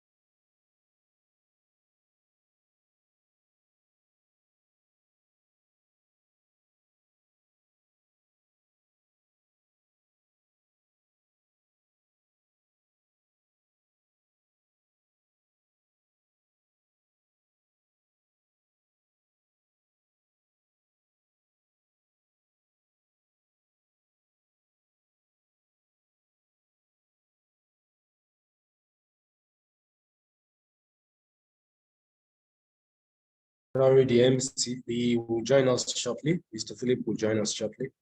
He had a slight network connection.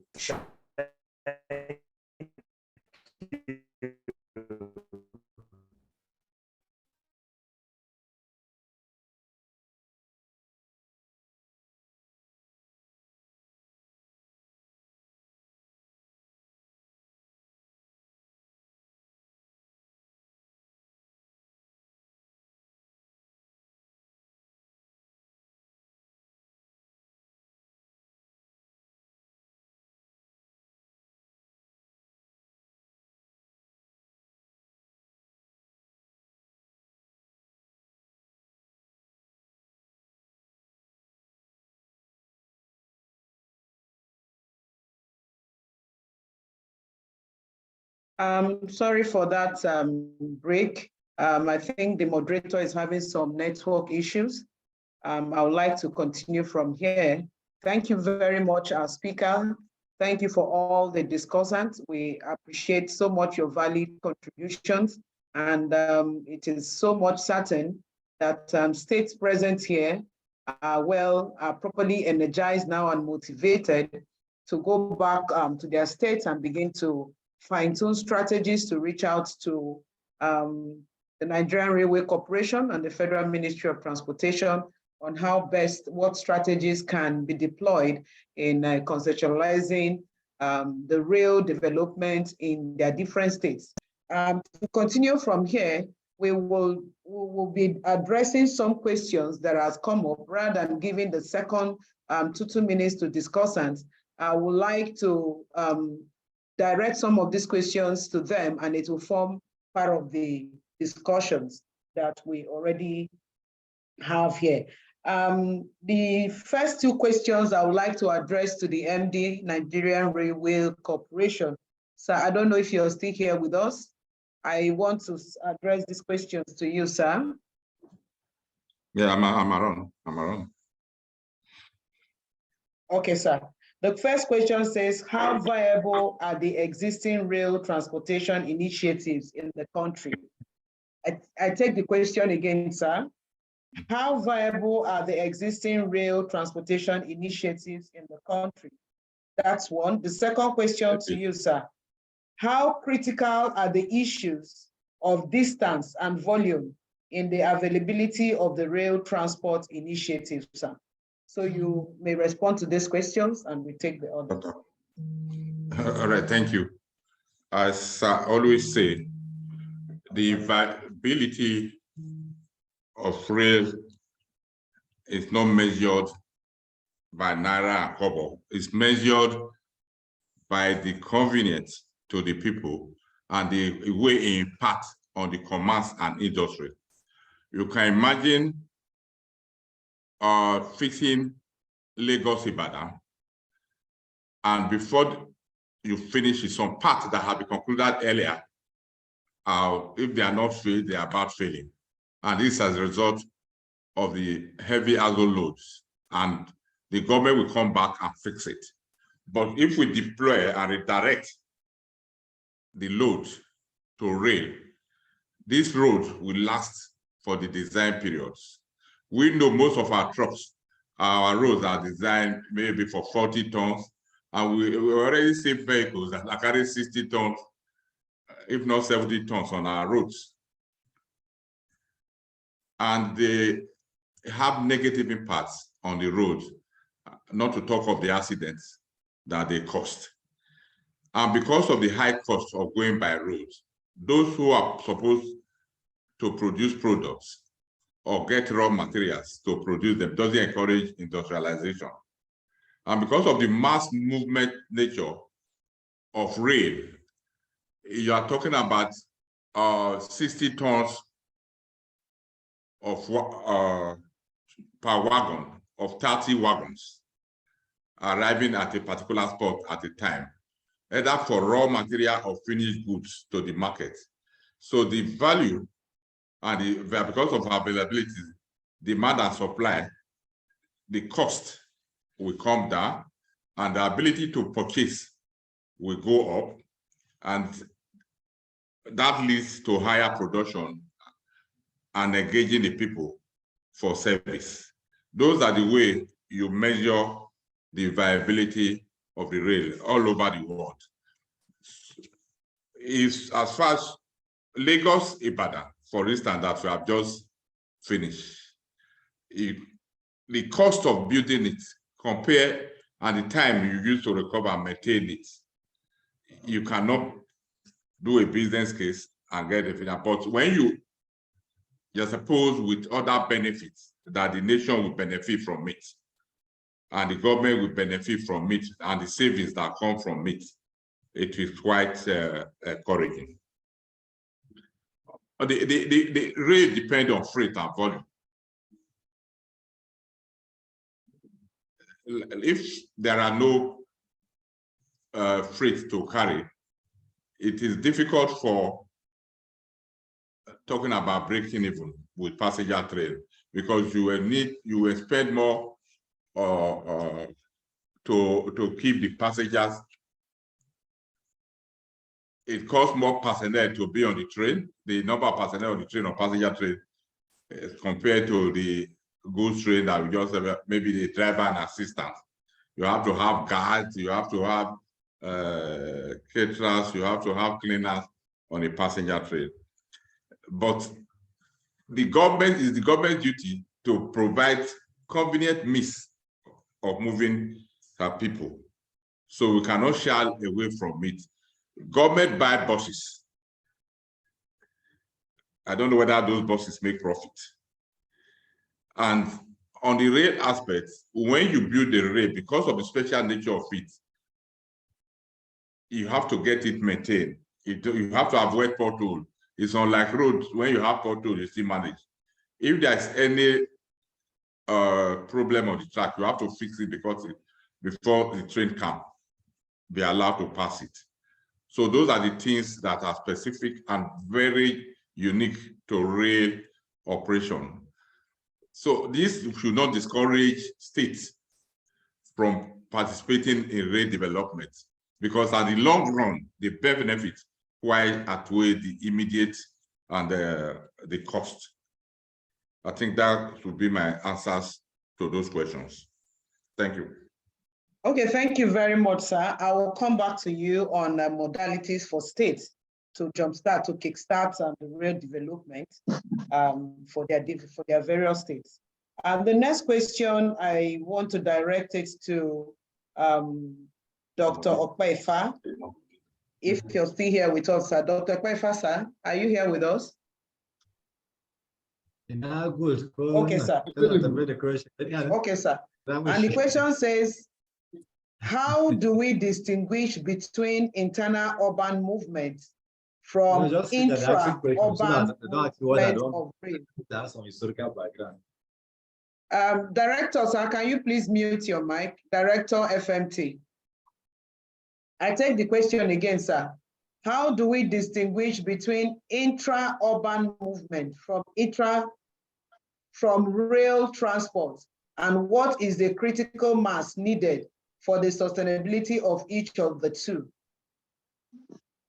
Inter-urban movements from intra. Yes, sir. It depends on the region, the demography. If you take a train from New York to New Jersey, you are moving from one state to the other. But the man in New Jersey is just traveling to his job. For him, it might look like an interstate. For him, it's just an intra-state movement. So let's be specific with Nigeria. When you move from Lagos to, when you move from, let's say, Ijoko in Ogun State to Lagos, and you are going to work in Apapa, the man does not see any urban train movement, he just sees the train movement. So what will determine this is the distance you move and the purpose of your travel. However, there are trains that run like the Lagos-Ibadan that will run from Ibadan and stop at few stations. So the headroom for the train stopping will be different. So if you move from Abeokuta train now and you stop, your next stop is Agege, and the next stop is Ebutemeta. That will be like an urban train service. Then when your train stops at most other necessary stops, then you call it intra. So for us in Nigeria at this moment, what we need is a train movement that can move goods from rural to urban centers, from industrial centers to processing centers, from the farm to storage center, from the farm to processing center, from the farm to the farm centers, from the farm to the market centers. Now, the ones that will move people from Lagos to Kano, Lagos to Jos, those will be urban. Then when you start moving within your states, that will be intra-city. I think that should suffice.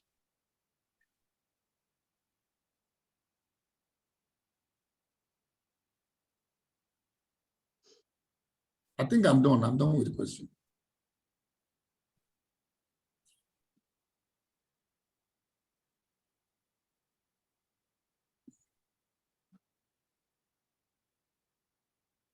All right, thank you very much, sir. Thank you. The next question is for Lagos State's Permanent Secretary.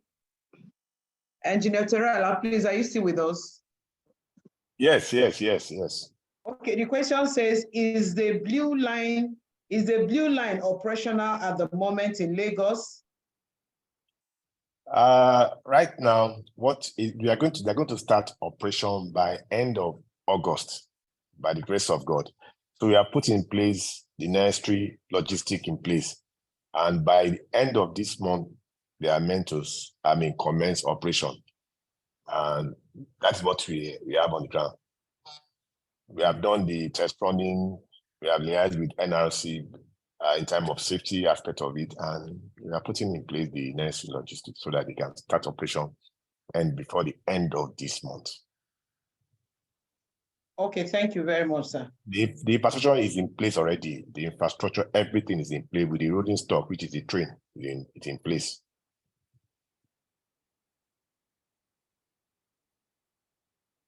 All right, thank you very much, sir. The next question is, can see the next question here. Interconnectivity.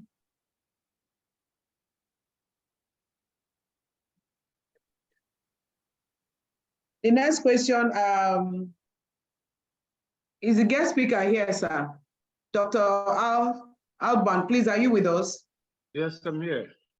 Okay, in harnessing the opportunities in the rail transportation, how can the new technology, smart sensor and drones be deployed or used to prevent the insecurity / kidnapping and rail line theft in Nigeria? Well, I don't think it's how. It's whether we are willing to deploy it.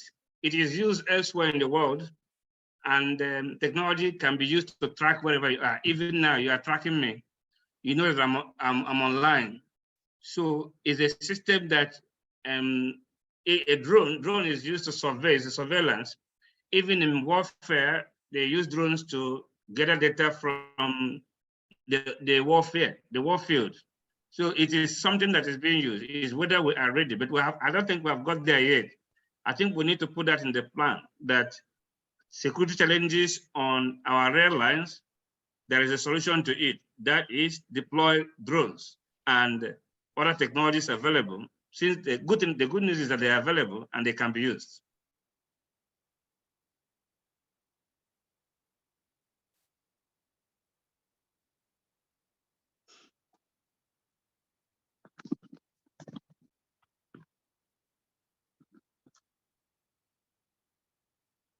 I hope you heard me. Oh, yes, we heard you. Yeah, Madam Chinwe, there's a comment from Professor Dewumi. All right, thank you very much, sir. We want to believe that the appropriate authorities and every one of us is taking note, and it's a collective responsibility. Yes, I heard you. All heard you. Okay, take over, sir. Yeah, the comment from Professor Dewumi. Okay, can we take that? I can see the permanent secretary's hand is up as well. Hello, Chinwe. Can you repeat what you were saying? Please conclude. Sorry, I can't see the, okay, you can go ahead, sir. All right. My short comment, according to Prof, says alignment with the federal line is key for any state that is interested in rail development. So that is the advice. So local content is also in construction and security is also quite important. I know the issue of drone was just asked now. So he's saying that as much as possible, we should get these things also done with some local experiences and capacities that are also around us. I don't know whether there's any other question we have not highlighted. All right, I think Chinwe has captured the questions that were online. The permanent secretary's hand is up. Please, her hands have been up. Okay.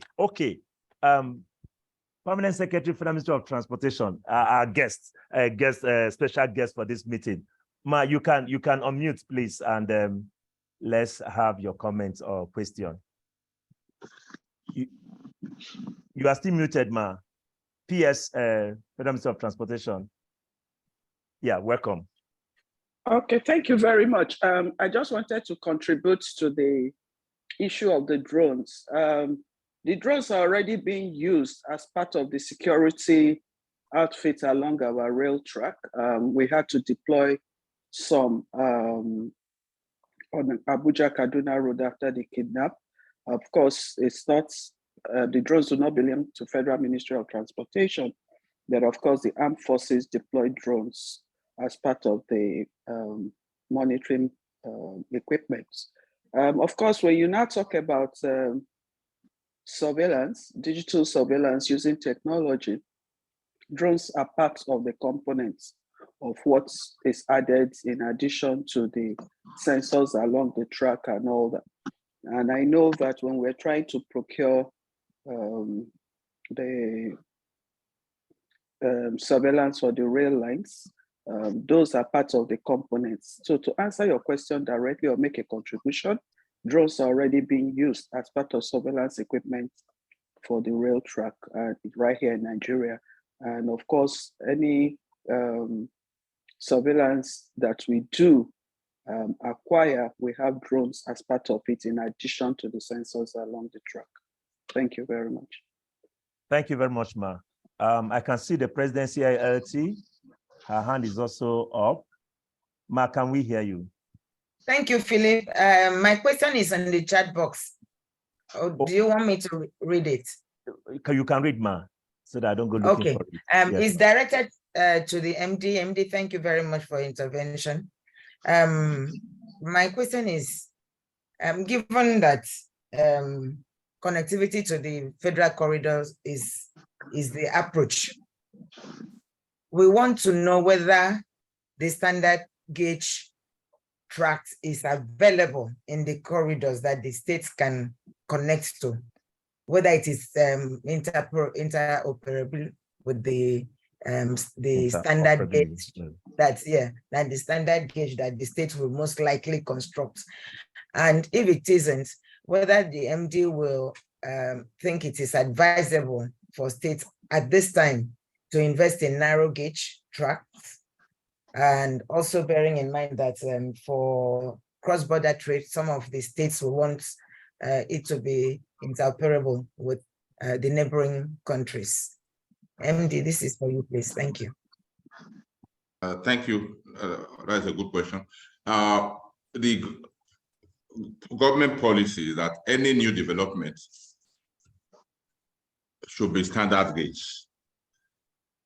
And for any state to go into rail infrastructure, that is the track, they must get the required technical detail and specification, not just only for Nigeria, but the UIC standards, which we key onto. So I believe there's no states that will go into rail construction without getting the approved standards for expansion of the rail track. We talk about the corridor, we talk about gradient, we talk about different things. They have to, first of all, get that detailed document, either from the Ministry of the Nigerian Railway Corporation. So that you have a situation, you have your rail that cannot match into the national rail because it will cause a lot of, it's not going to,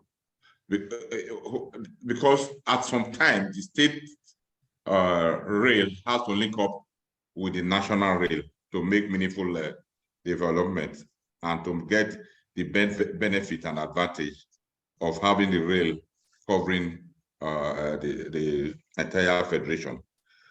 So there's a standard and there are parameters for track construction that have been established. So the state cannot go and start designing with different parameters. Thank you. They can key into the standard gauge. When I was making my opening speech, I said nothing stop. I even said humously that nothing stop my state from Edo linking Benin City for the benefit of people who want to go to Abuja to the standard gauge track that's already existing between Warri and Itakbe, and nothing stop Kogi State government from taking it right from Ajakuta to Lokoja. So we are open to that. And there is no need doing narrow gauge because that would be against the government policy of modernization. Thank you. All right, thank you very much, MD. And like Dr. Pifa has already advised that in the nearest future, there should be a framework, looking at the current Railway Act and having a new framework. Even at the point of national planning, the infrastructure plan also needs to be improved to also take in consideration so that you don't just get into these projects because you have your money. there should be a national outlook from the federal down to the local government. There's a national infrastructure plan, so I think those plans will also outline all of this so that anybody that wants to link up, you have to link up with the appropriate appropriate dimensions and specifications. Thank you very much, MD. So the coordinator, if I may add this, please. Yes, sir. The new law or constitution that move it from exclusive to concurrent already have a provision for a regulator or sort of that has to be established. Right. And I'm not trying to put railway forward, but for the time being, FMA through the NRC will have to play that role. And that's why Lagos State on daily basis is through Lamata have that synergy with us. We discuss everything almost on daily basis, either by phone or by meeting. And the question they ask, when is the blue light starting? It has not started because they have to get some certification, which we are working on, both on the person that will be running on their behalf. They have to be properly, due diligence have to be taken to ensure that things are done properly. So that's does not mean the state can just jump up and start constructing without getting the relevant clearance.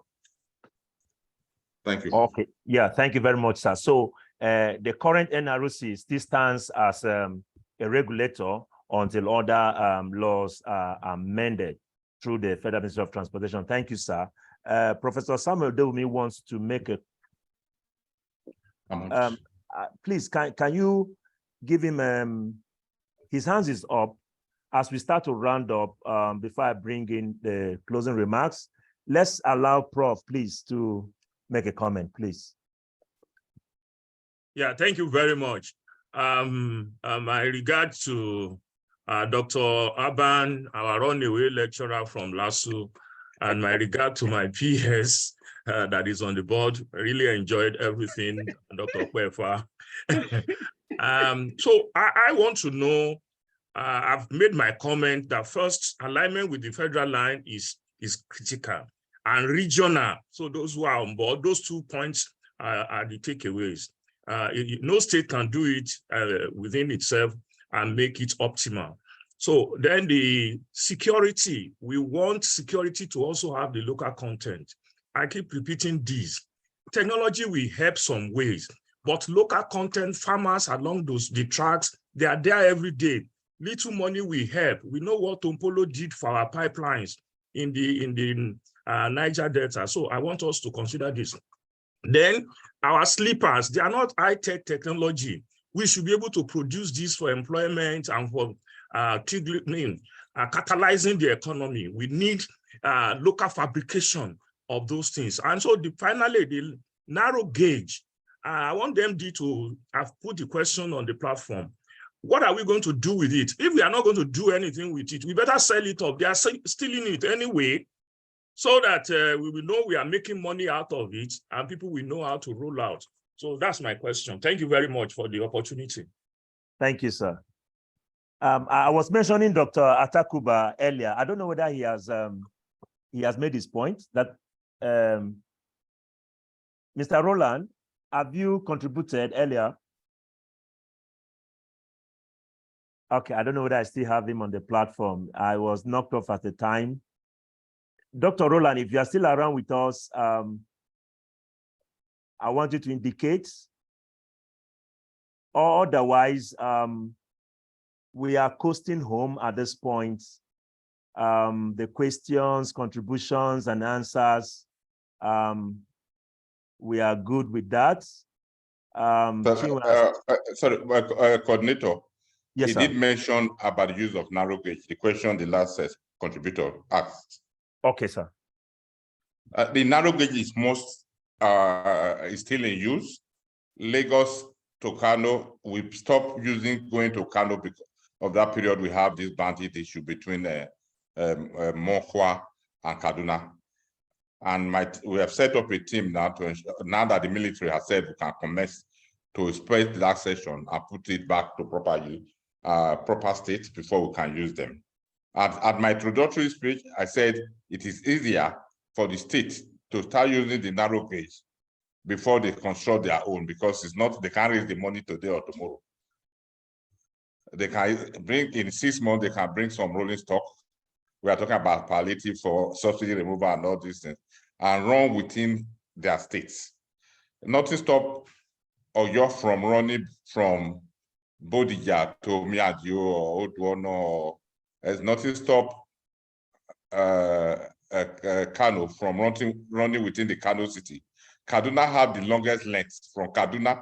You talk from Zaria up to Kafanchan, after Kafanchan.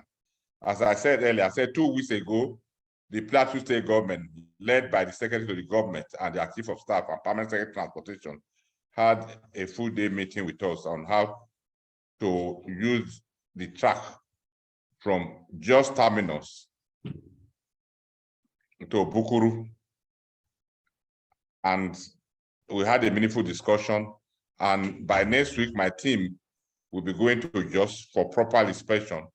And they are trying to borrow some rolling stock, which they will bring up, we will take to them to use. And we are going to enter into an agreement on who will take the responsibility for paying for maintenance and revenue. Thank you. Thank you very much, sir. So I think that is very clear. In as much as no state is encouraged to go and build a new narrow gauge, but the existing narrow gauge can be put into use, commercial use. It's easier for you to get rolling stock, to run intra-state or intra-city, as it were, but not to construct a new one. If you want to construct, he has earlier said, it has to be a standard gauge. So that policy is very, very clear, So states, take notes. We are coasting down, like I said, at this point. We want to allow people go home. Those who are still in the office, a lot of people are joining this program from their offices. We thank you so much for having faith with us and staying on.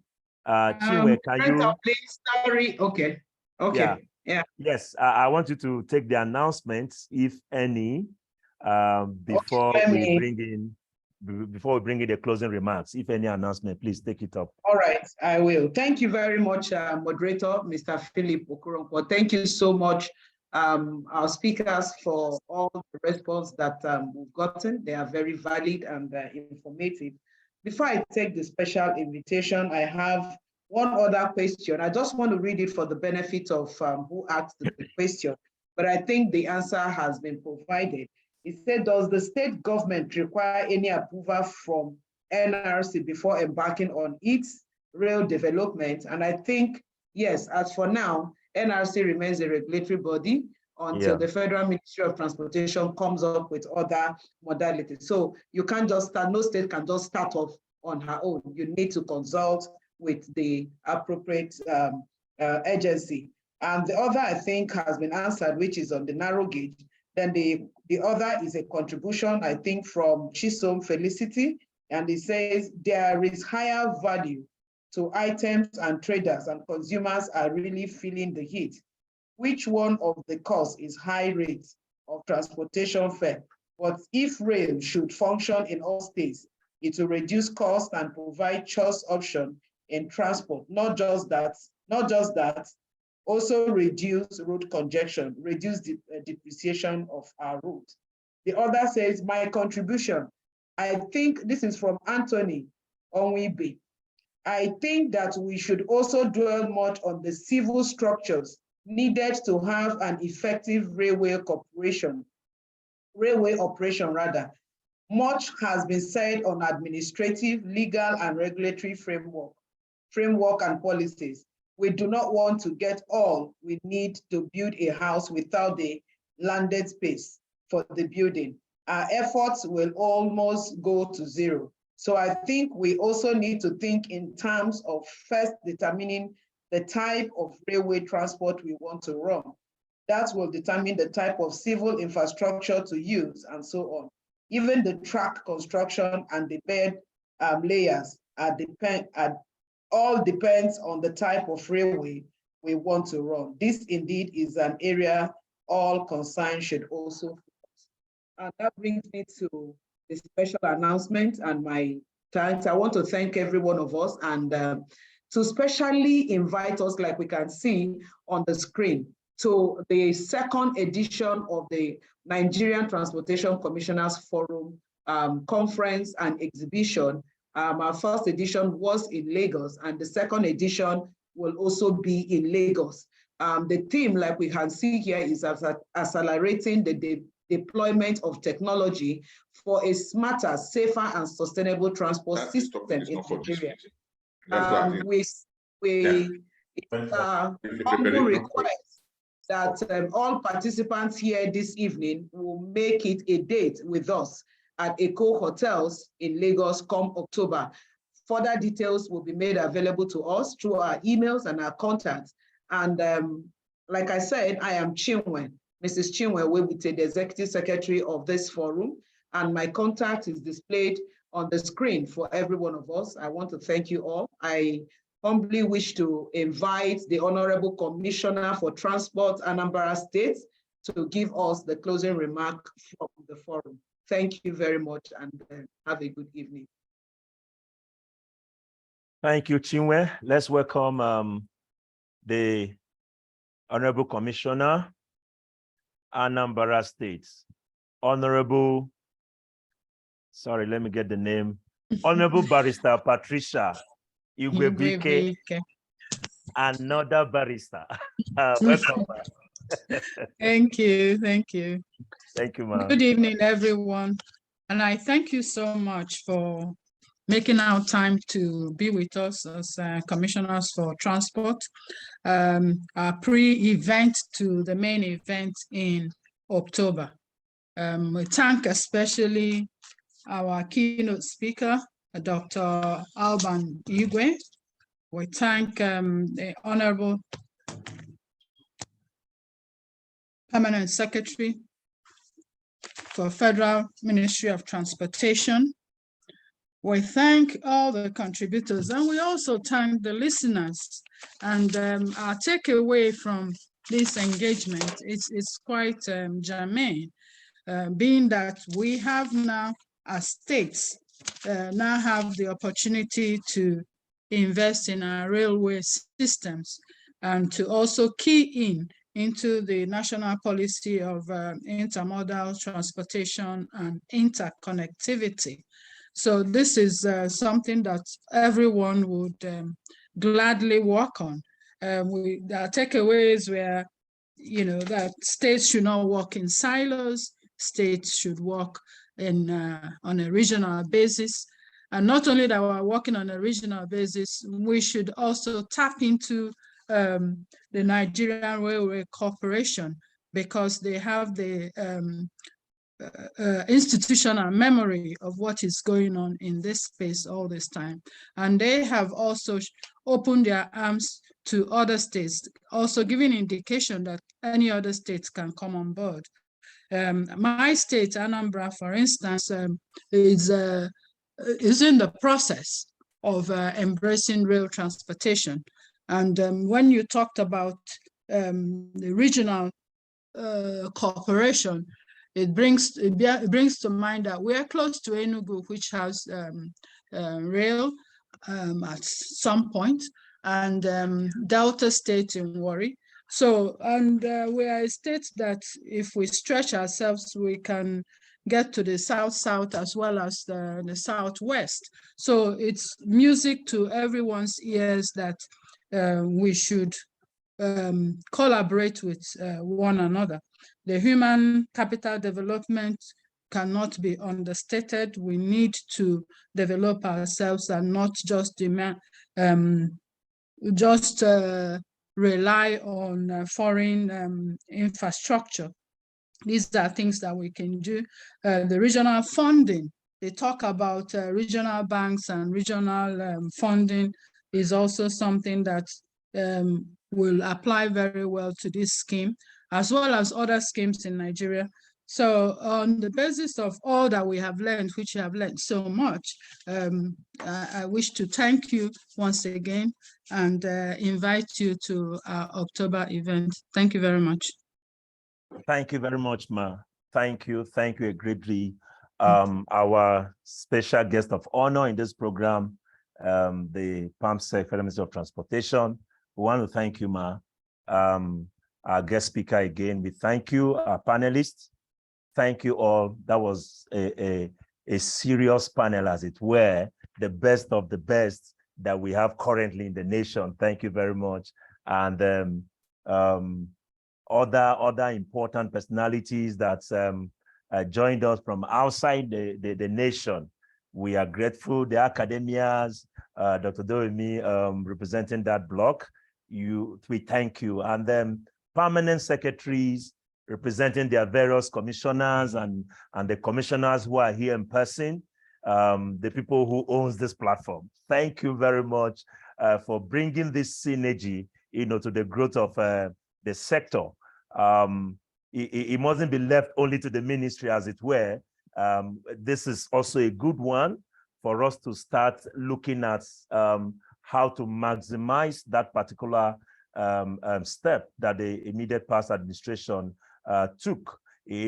Somebody was making fun and said, can you imagine that all the alterations and to the constitution has been done with by presidents who are from Katsina State?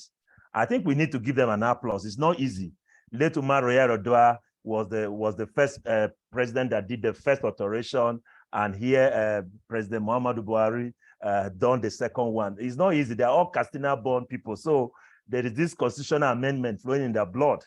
That's on a lighter note. Again, I want to say thank you, and like you have heard, there may be another series in preparation for October. It's still some time from now, so just watch out for the next series of these preparatory meetings. And finally, book your flight ahead of time for the main meeting, Eco Hotels in Lagos. Thank you so much. Let me also thank Lagos in advance for hosting for the second time. It's not easy. I was there the last time when we were looking for the next host, but Lagos is the place to be so that we can copyright and see things for ourselves. Thank you very much, ladies and gentlemen. On behalf of the organizers, I want to say this is a close to this meeting. Have a nice evening and God bless. Thank you, everyone. Thank you and good night. Thanks for your time.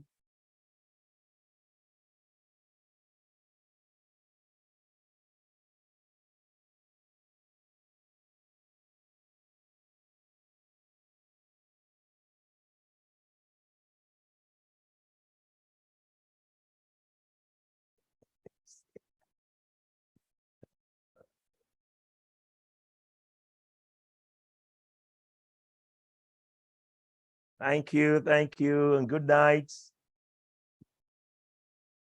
You'll get the presentations through your mail if you actually registered. Everyone that registered, the presentation will be dropped in your mail. Thank you very much.